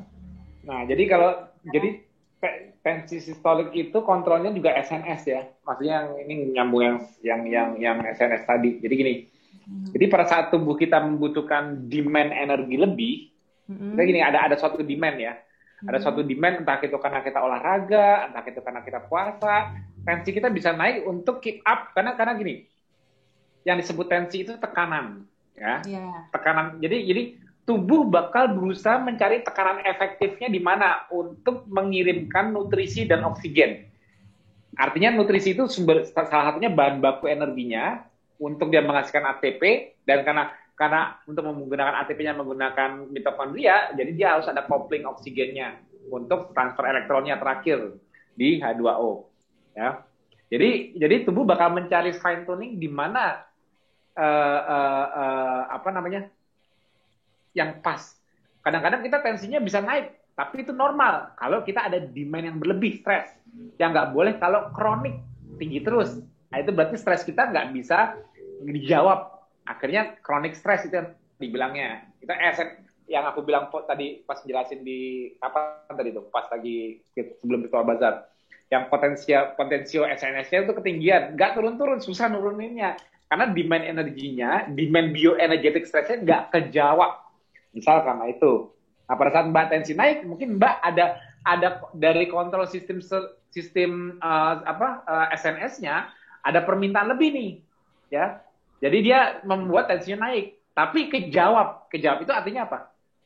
Ya memang akhirnya dihasilkan energinya, akhirnya Mbak nggak bergejala. Kecuali kalau tensinya itu berusaha meng-keep up sesuatu yang nggak kejawab-jawab. Akhirnya Mbak malah bergejala. Ya bisa jadi kayak naik dari pusing, kelingan, apa gitu loh. Kayak tekanannya lebih, dan itu pada saat naiknya dalam posisi bisa jadi darahnya lebih kental dulu ya. Waktu Mbak dulu waktu dari naik 110 itu posisinya bisa jadi malah ada koagulasinya, maksudnya ada inflamasinya, oksigennya malah jadi rendah. Berarti kan kembali lagi ke yang dituju tensinya, respon dari tensi, respon dari namanya renin aldosterone system. Jadi untuk SNS juga memberikan perintah ke renin aldosterone system. Jadi begitu butuh efektif volume, ginjal bisa mensekresikan renin sebagai katalisnya angiotensinogen. Nanti hasilnya angiotensin 1 dikatalis lagi di S1 di S untuk hasilkan angiotensin 2 yang bisa memicu vasoconstriction yang menyebabkan volume efektifnya sampai alias tensinya naik. Ya, jadi cara tubuh untuk mendapatkan volume efektif untuk pengiriman oksigen dan nutrisinya, dia bisa dengan memicu vasoconstriction, memperkecil selangnya supaya dengan volume yang sama tekanannya lebih cepat. Atau dia bisa mempertahankan, menghentikan sifat diuretiknya, jadi dia malah bisa memicu penahanan garam. Nah, jadi garam kalau itu garam ini malah boleh, malah di reabsorb lebih banyak untuk menciptakan volume yang efektif pula. Nah, jadi caranya seperti itu dari renin aldosterone system supaya sampai ke tujuan. Tapi dengan catatan tujuan awalnya secara fisiologi seperti itu agar mengirimkan oksigen dan nutrisi untuk menghasilkan bioenergetik untuk menjawab stresnya. Kan stres, apapun jadi stres itu kan ciri-cirinya bioenergetiknya. Stres karena nggak bisa melakukan fungsi, karena fungsi ini melakukannya harus butuh ATP, energi. Berarti untuk menghasilkan ATP dia membutuhkan sumber asetil CoA seperti disebut Badia, entah itu glukosa atau fatty acid, pokoknya sumber asetil CoA supaya bisa menggerakkan elektron transport chain menghasilkan ATP. Tapi syaratnya dikopling dengan O2. Tapi kalau di masa lalu saat Mbak SNS-nya aktif untuk minta energi, tapi mungkin jawabannya nggak ada. Kenapa? Karena mungkin pada saat mengalami itu penyebab konstriksinya juga dikombinasi dengan apa? Koagulasinya, misalnya inflamasinya, misalnya karena ada inflamasi juga, misalnya ada trombosis, ada hyperagregasi misalnya, sehingga ya aku nggak tahu lah Mbak dulu, tapi kan nanti kan menunjukkan bahwa nutrisinya itu nggak dikopling, nggak bersama oksigennya malah kurang, akhirnya nggak ada energinya, akhirnya ya bergejala. Artinya demand di awal untuk compensate, untuk bahasa Indonesia apa ya? Untuk kompensasinya, untuk mengkompensasinya nggak terjawab, bergejala. Dan itu juga malah nggak turun terus karena masih berpikir, karena kan kalau belum dapat energi berarti kan masih stres dong. Jadi sinyal lewat jalur SNS-nya masih jalan terus dong. Nah, itu yang nggak bagus. Kalau udah terjawab, harusnya kembali relaksasi dong. Kan udah terjawab. Nah, itu bedanya fisiologi normal dengan merupakan patofisiologi. Itu ada masalah dengan ini bukan masalah. Gitu loh, ngerti nggak? Nah, kalau di kita, itu respon untuk ada permintaan tapi terjawab, tidak bergejala. Ngerti nggak? Ya itu kemarin gulanya GDP 57 itu memang sedang jalani WF, Mas. Yang nggak ada masalah. Kan otak pakai keton. Iya, makanya kan iseng-iseng lah ngecek gitu kan. Iseng-iseng. Iya kan. Kok ini GDP kok turun, tensinya tinggi kan? Iya. Tapi kok nggak ada gejala, malah seger. Iya. Terus malah waktu yang saya gula saya naik waktu ada inflamasi kemarin. Ya, naiknya kan ada inflamasi. Ya, naik 84 karena ada inflamasi. Memang iya, Mas, betul. Jadi saya bilang, oh ini pasti ada gula darah saya pasti naik. Saya bilang gitu kan. Jadi sekali cek memang ya 84. Terus sekalian cek tensi. Terus cek tensi itu kok rendah banget gitu kan. Jadi kata orang yang ngeceknya, Mbak nggak pusing? Enggak, saya bilang gitu kan. Terus nggak goyang? Enggak, saya bilang. Saya memang tensi karena gigi saya lagi bengkak nih, saya bilang gitu kan. Tapi ini kan gula darahnya rendah. Enggak, sama saya ini tinggi, saya bilang gitu kan. Malah target saya lebih. Dibilang rendah ya. ini sama saya tinggi Mbak. Loh, ntar Mbak pingsan loh kata orang ini. Enggak. Serius Mbak? Iya. Terus sambil saya jelasin juga. Jelasin ya? Ya, jadi saya jelasin tentang KF, jadinya duduk di situ. Jadi lama dia. Iya, jadi saya bilang, enggak lah Mbak, saya ini kan gini. Ya saya kebetulan juga kan kerja di dinas kesehatan, jadi ya paham dikit. Jadi saya jelasin gini loh Mbak. Oh iya, saya tengok ini foto saya before dulu nih after. Jadi kan orang kadang-kadang kan melihat kita secara estetikanya lebih jelas kan Mas, dibandingkan dengan yang kita rasain itu kan mereka kan nggak tahu. Jadi mereka kan kebanyakan lebih lebih tertariknya karena lihat estetika kita yang sekarang dengan yang dulu itu kan beda. Jadi pada tertariknya ya gara-gara itulah awalnya gitu kan. Apa nih rahasianya? Apa dietnya? Saya bilang ini bukan diet, saya bilang gitu. Kalau berani mau coba KF selamanya. Jadi selamanya kok makan nasi gitu. Jadi tapi mereka kadang-kadang jiper duluan. Iya, makanya setelah dijelasin, nggak sanggup loh puasa, gila gini. Saya bilang. Ya iya, karena itu dia. Terus kalau puasa Ramadan 30 hari kok sanggup? Saya bilang, iya juga ya katanya gitu. Iya juga ya. Harus kalau untuk orang awam atau maka kalau saranku malah doing by learning. Kalau aku saranku next time Mbak jangan ditakutin dulu seumur hidup. Mbak gini aja, jadi jalaninnya 3-4 minggu. Kalau nggak kuat makan karbo lagi. Jadi yang membuat mereka bilang sanggup ya atau tidaknya itu fisiologinya. Coba aku tanya deh pengalaman Mbak. Mbak dulu kenal KF dari mana? Sebelum KF kenal KF dari mana awalnya? Saya ini Mas 2016 itu udah KF. Wah, tuh ini salah satu ketahuan ya. September. Suaranya hilang, Pak. Suaranya hilang. Sorry. Oh, halo. Ya, lanjut. Loh, malah ini. Sebentar, Mbak Dian, mic-nya di-onin. Ya. Di-onin. Mic. Di-unmute. Yang ada gambar mic-nya yang di-onin. Yang ada gambar mic, ada strip merahnya di sudah. Lanjut. Ya. Jadi, tinggal diulang. 2016 itu Januari, saya kan hamil anak kedua itu, Mas. Tapi dengan berat badan waktu itu 90 kilo. Emang saya 90 kilo? Iya, hamil 2016 itu Januari berat badan saya udah 90 kilo, hamil anak kedua, hamil kedua. Terus dokter bilang baru 12 minggu. Awalnya gini, 2015 saya hamil kedua. Terus Januarinya saya divonis BO, janin tidak berkembang sama dokter dengan berat badan waktu itu 90 kilo. Terus dokter kandungannya bilang, saya tanya, dok nanti saya boleh hamil lagi kapan? Saya bilang gitu kan. Terus kata dokternya, tunggu dulu lah minimal 6 bulan kalau mau bagus katanya. Kalau bisa ya dilangsingin sedikit katanya gitu. Karena kan waktu gadis pun berat badan saya nggak sampai 90-an, paling 60-an, 63, 65 kan Mas. Tinggi badan berapa Mbak kali tinggi badan? 165. Oh iya, betul. Jadi iyalah. Terus sambil nyari-nyari tahu nih Mas, apa ya penyebab BO gitu kan. Kadang-kadang sedih juga kan Mas. Baru sekali itulah ngalamin sampai dikuret gitu. Jadi salah satu penyebabnya itu kalau nggak hormon karena memang genetik juga kurang bagus kan. Terus karena berat badan juga. Jadi sirkulasi oksigen ke janin kan kurang gitu kan. Jadi ya udahlah. Jadi saya cari-cari diet itu. Jadi pernah coba diet yang 7 hari, yang makan hari pertama, hari kedua, hari ketiga itu. Pernah cobain, terus nggak cocok. Terus di bulan September 2016 ada teman FB itu, Mbak siapa namanya saya lupa. Dia orang Jakarta, cuman saya nggak tahu saya bisa berteman dengan dia kok bisa, saya nggak tahu, saya lupa. Terus dia pernah posting, mana ada diet seenak ini katanya gitu kan. Berat dari 80 berapa ya kemarin dia bilang 86 bisa turun jadi 70-an. Dalam waktu hanya sekian bulan. Jadi saya penasaran, Mbak, diet apa? Saya bilang gitu kan.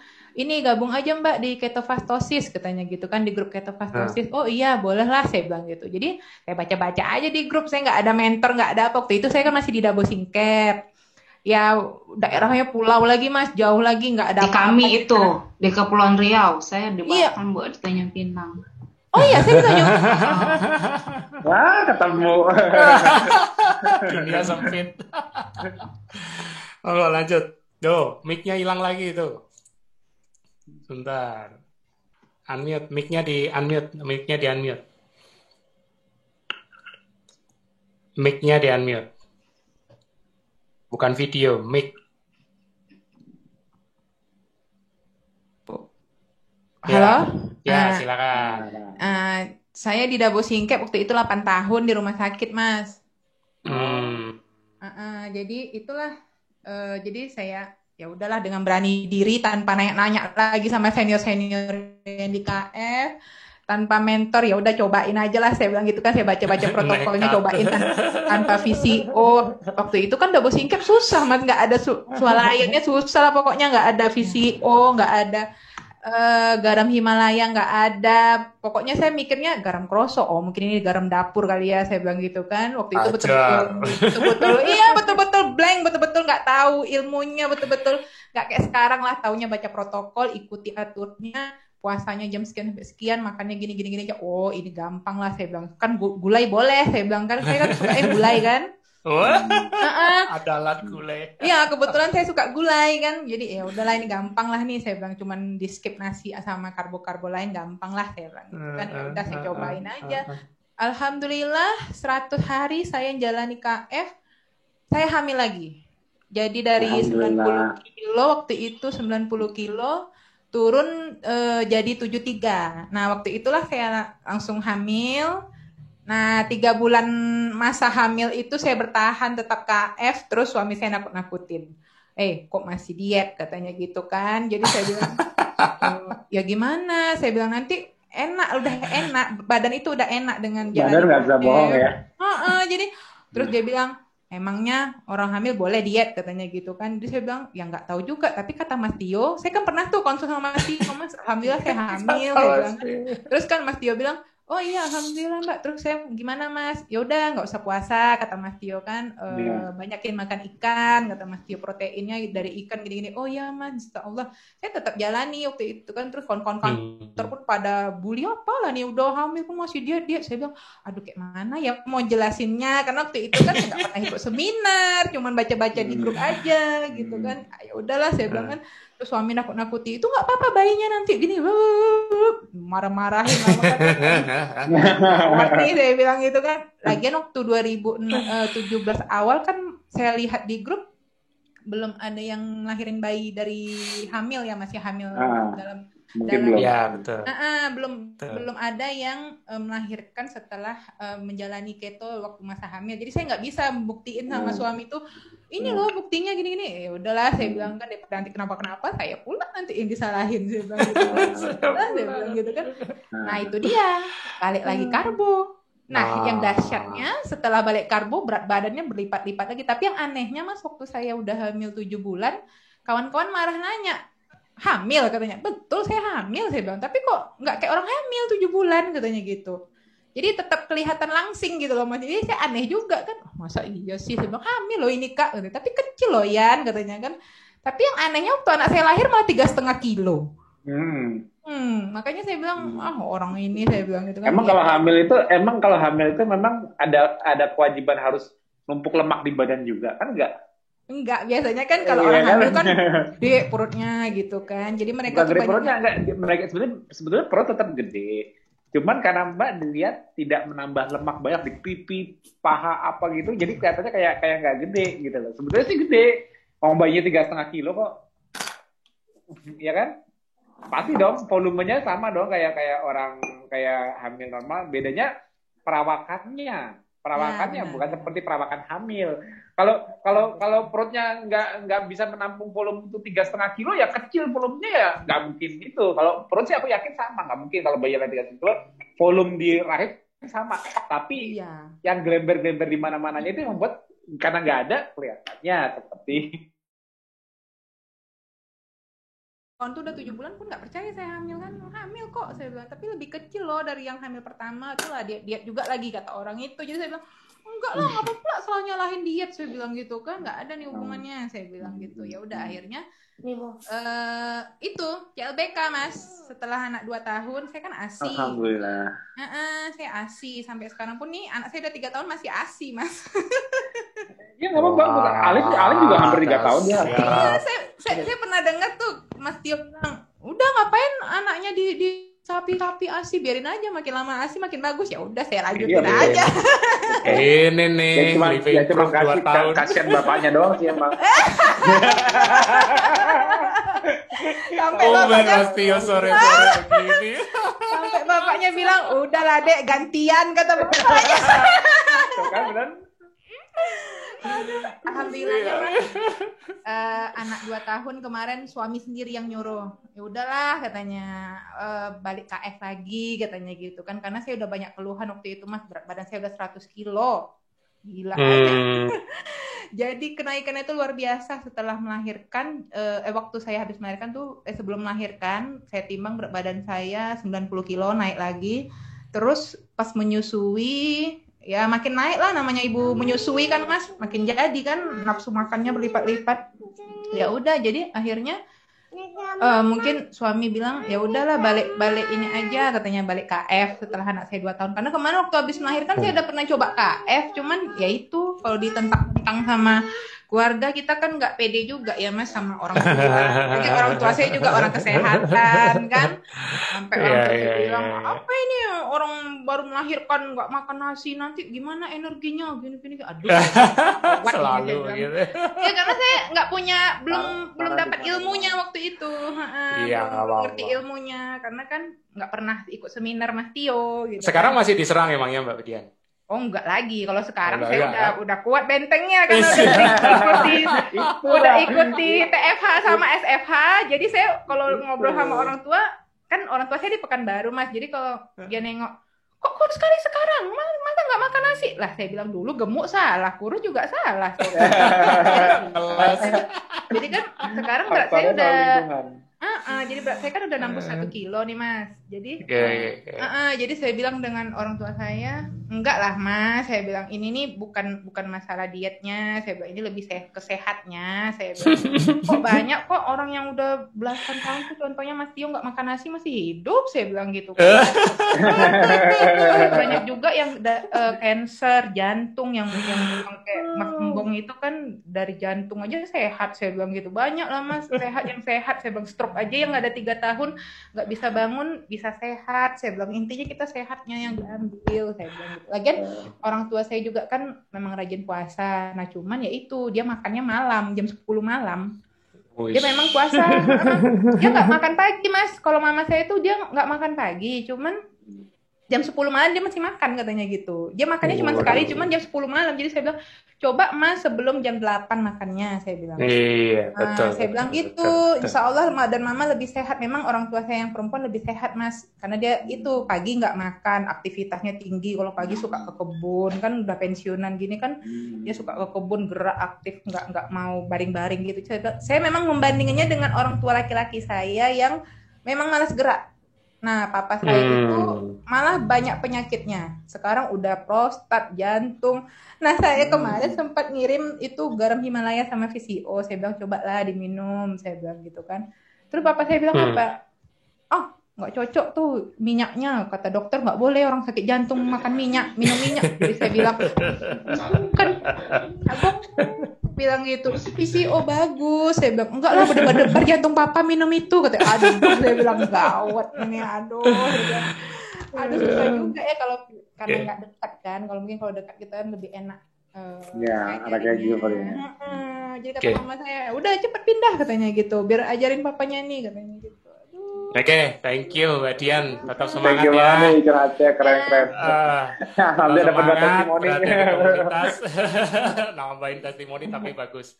Ya, belak-belakan. Tapi yang jelas sekarang teman-teman yang juga sudah jalanin, bukan cuman Mas Tio lagi yang bakal dijadiin pamper.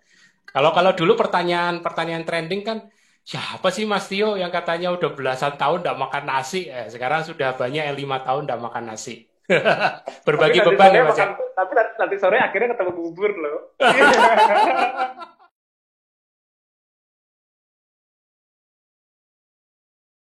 Seru banget. Oke, aku mulai dari Mbak Diah. Closing statement. Silakan Mbak Diah.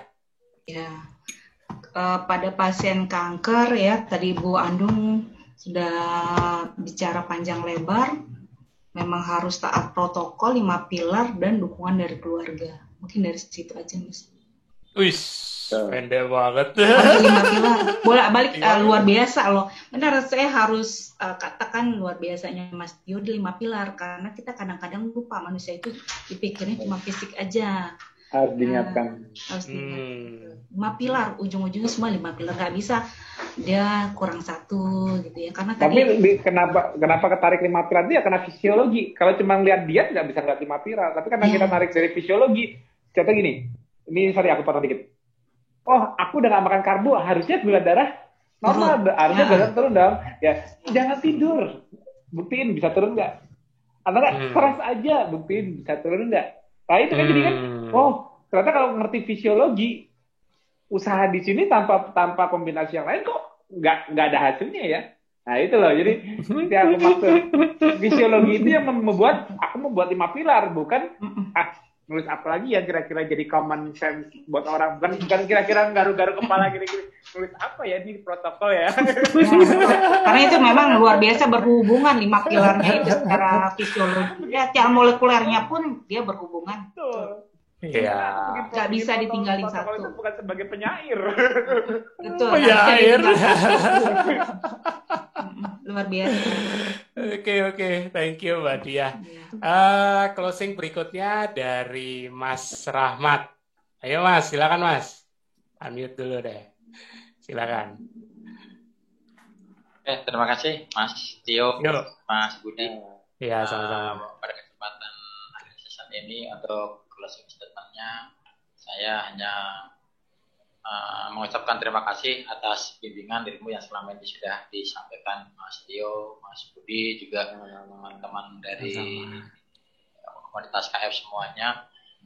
Ternyata di ketofastosis ini kita semakin dewasa, gitu ya, semakin dewasa dalam arti ternyata hanya dengan merubah gaya hidup, meniru mimik seperti nenek moyang kita dulu, itu justru kita menjadi tercerahkan. Oh ya, ternyata dengan gaya hidup ketofastosis ini membuat kita ini semakin performanya itu semakin bagus. Justru sisi positifnya itu begini. Alam saat ini membuat kita itu semakin menantang ya gitu. Semakin ada seperti situasi seperti ini, pandemi, misalnya ada bencana alam, justru dengan metabolisme lemak seperti kita ini, itu menjadikan kita itu lebih mudah menghadapi situasional dalam kondisi apapun, lebih siap. Kita dalam kurun waktu katakan kok ya, bahkan yang biasa BF3 itu di momen-momen pertama ketika ada bencana alam seperti itu ya kita tidak mengharapkan ya, karena tapi kondisional yang alam seperti semakin kesini itu semakin sering mudah terjadi, kita itu semakin terlatih itu untuk siap menghadapi situasional yang paling urgent sekalipun. Kemudian juga dengan ketofastosis ini kita ini akhirnya lebih tertantang karena justru PR kita itu adalah bagaimana mengendalikan nafsu kita sendiri. Yes. Nafsu terutama terkait dengan masalah mulut. Seperti itu, Mas Tio, Mas Budi. Thank you. Oke, kesempatan berikut ke Mbak Tias. Silakan Mbak Tias.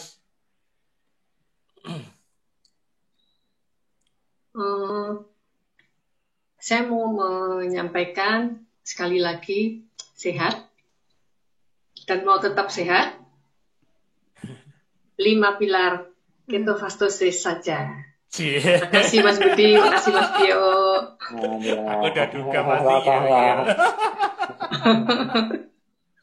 Tapi memang betul loh.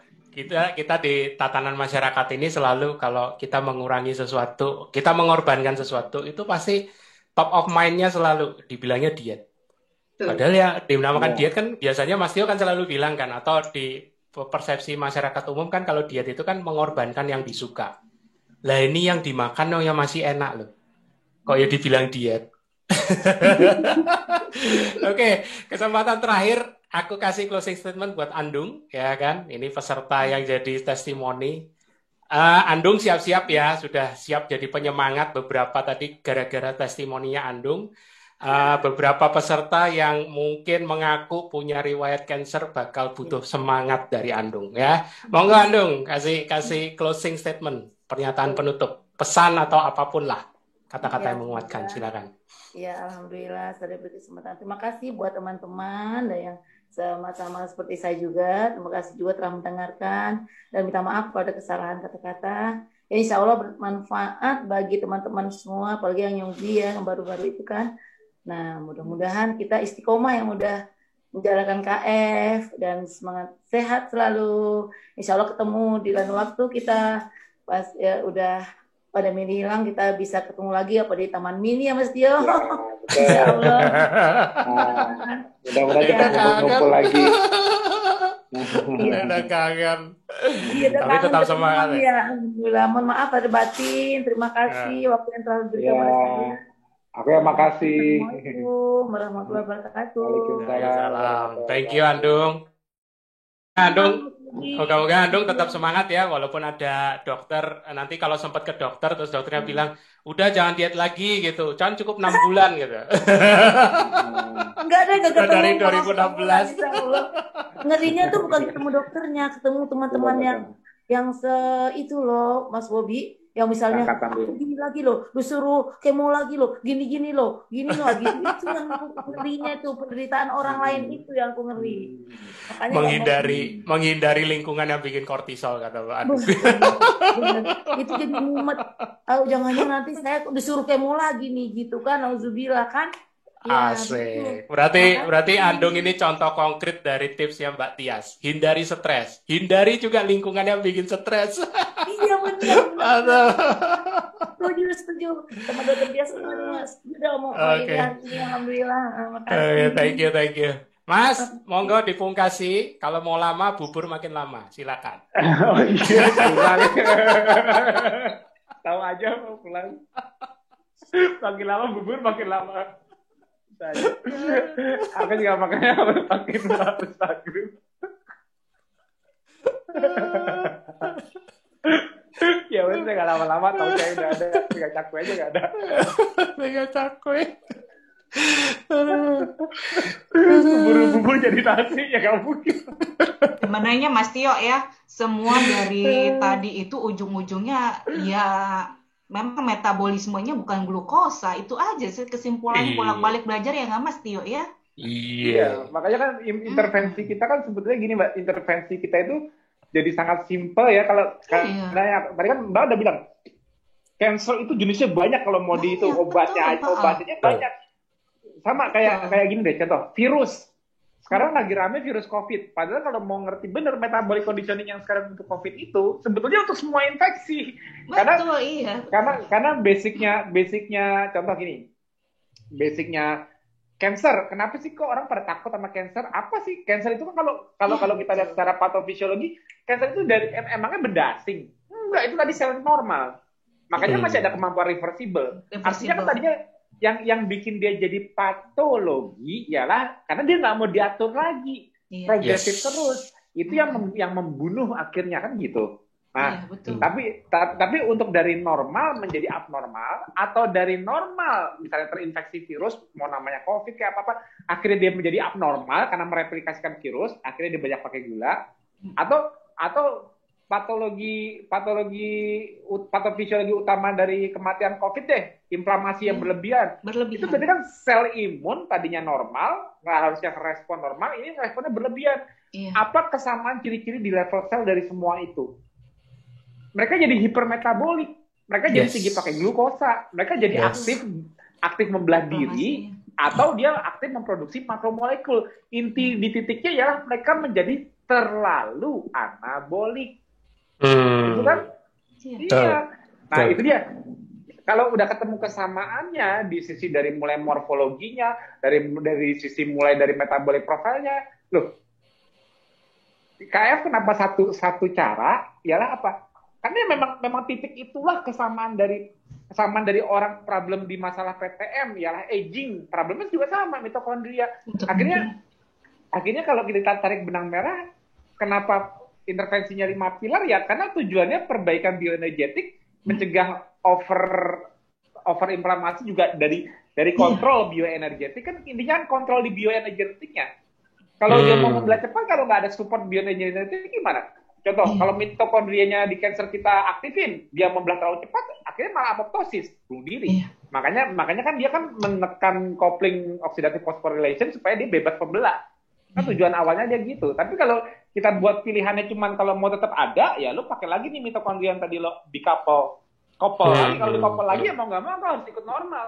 Antara aku nggak bisa couple akhirnya aku mati, atau aku mengkopel tapi aku harus diam, dorman. Sifat patologi itu harus hilang dulu. Patologi yang membelah cepat dihilangin. Kalau aku mau tetap ada di lingkungan ekosistem tubuh ini, tapi aku harus mengkopel mitokondria aku dan menggunakan oksigen di dalamnya, dan jadi aku nggak bisa hyper ya. Tadinya kalau aku bisa dikopel mitokondria, aku bisa hyper. Kenapa? Tinggal lalin aja semua pelakat, tumpukin substrat di jalur glikolisis, keluarin semua makromolekul, selesai.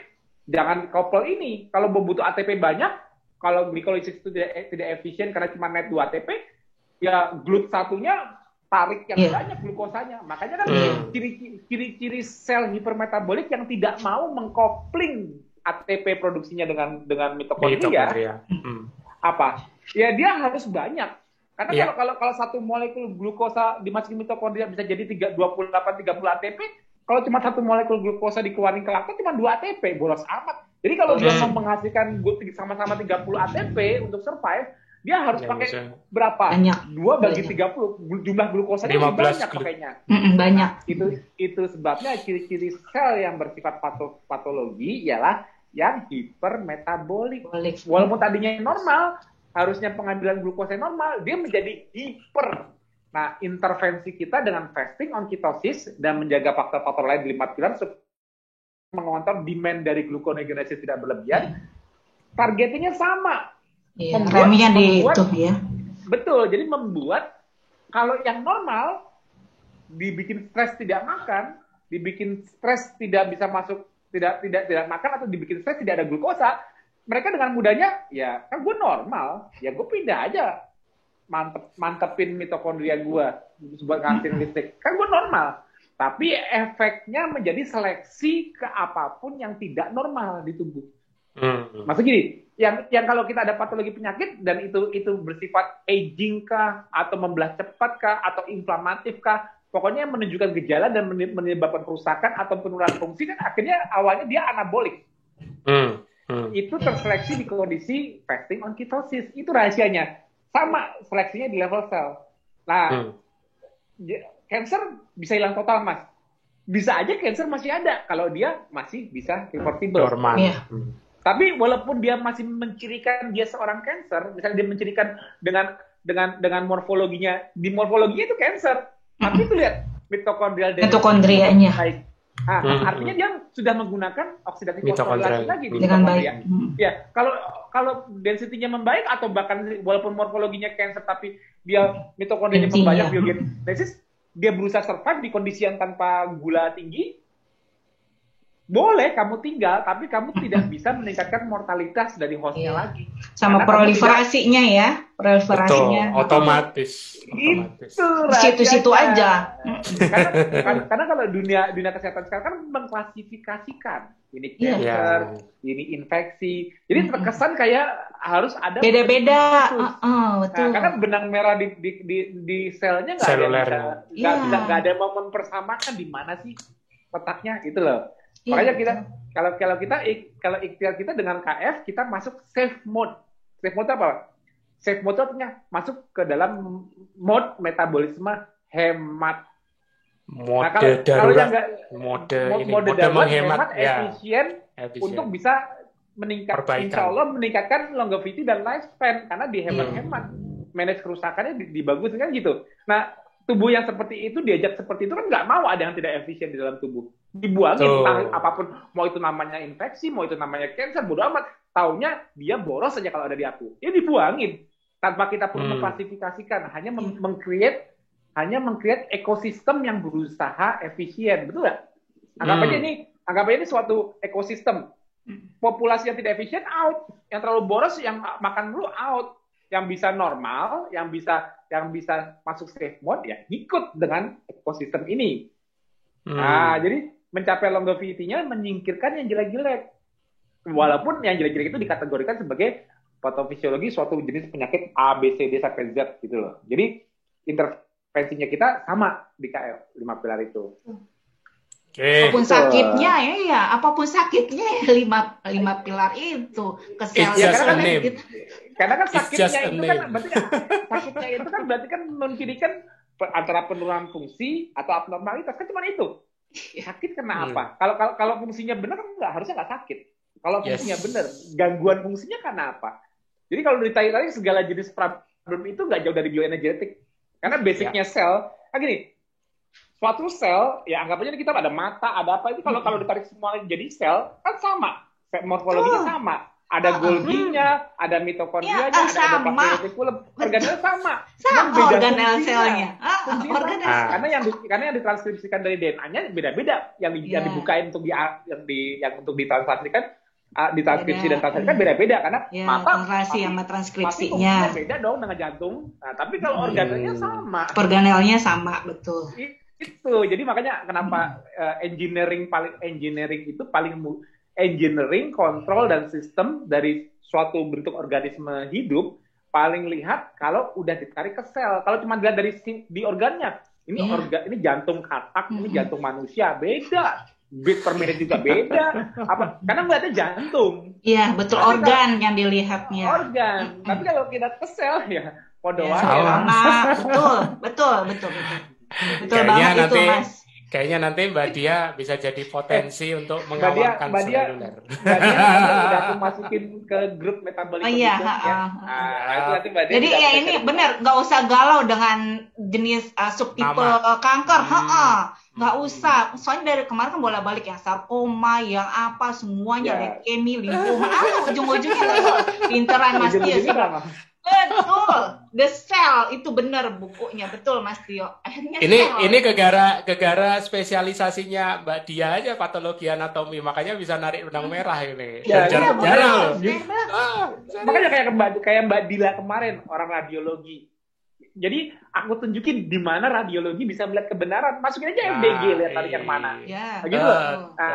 Jadi kalau Mbak melihat langsung dari anatominya. Oh, iya benar dia patologi anatomi. Kelihatannya sama, mau jenis apapun sama. Jadi itu yang aku bilang. Kalau aku bicara, walaupun aku bukan kapasitas sebagai titel dokter dan sebagainya, aku bisa dites kebenaran omonganku. Dites secara dari orang anatomi, dites dari orang radiologi. Yang diucapkan Mas Tio itu dari sisi engineering-nya benar nggak? Berdasar nggak? Scientific nggak? Monggo buktikan. Ujung-ujungnya The Cell itu aja, betul. Iya. Nanti sama-sama nemenin Dokter Piprim nerima bulian. Iya, Mas Budi soalnya gini dipikirnya kan siklus Krebs itu ujung-ujung kan ke situ lagi kan Mas, hanya glukosa saja. Padahal, itu kita lemes, padahal itu kan makanya saya keluarin 2 jalur, nggak usah takut kita gitu. Di situ ada jalur lain gitu yang belum kita eksplor, walaupun itu dokter loh. Yang eksplor di situ. Betul. Yuk kita sama-sama akan eksplor lebih jauh, kita mencerahkan bagi yang nggak mau lihat nggak apa-apa. Di grup metabolik ya. Yang belum mau upgrade, no worries, pasti ada hidayahnya. Kita fokus sama yang mau upgrade pengetahuan. Oke, thank you Mas Tio. Mas Tio juga udah dari tadi nungguin handphone. Gojeknya kapan datang nih? Oh iya. Belum datang. Tahu aja. Oke, terima kasih teman-teman. Kita sudah sampai di penghujung. Waktu juga yang membatasi. Tapi jangan khawatir. PFH masih ada lagi di minggu ini. Moga-moga di hari Rabu dan Sabtu. Kalau tidak, kemungkinan nanti akan ada perubahan, infonya ada di wall FB-nya Mas Tio. Jadi stay tune, selalu follow teman-teman yang sudah jadi follower, di saya juga bisa. Pastikan TFH dan SFH yang pasti 2 minggu sekali akan diadakan, TFH seminggu 2 kali. Akhir kata, terima kasih. Saya ucapkan selamat juga karena kita sudah di episode yang lebih dari 40 termasuk SFH juga. Nanti akan saya putarkan video kaleidoskop ya sebagai penutup. Terima kasih Mas Tio, terima kasih Mbak Dia, Mas Rahmat, dan juga Mbak Tias. Ya, Mbak Iin yang sudah hadir, makasih. Terima kasih.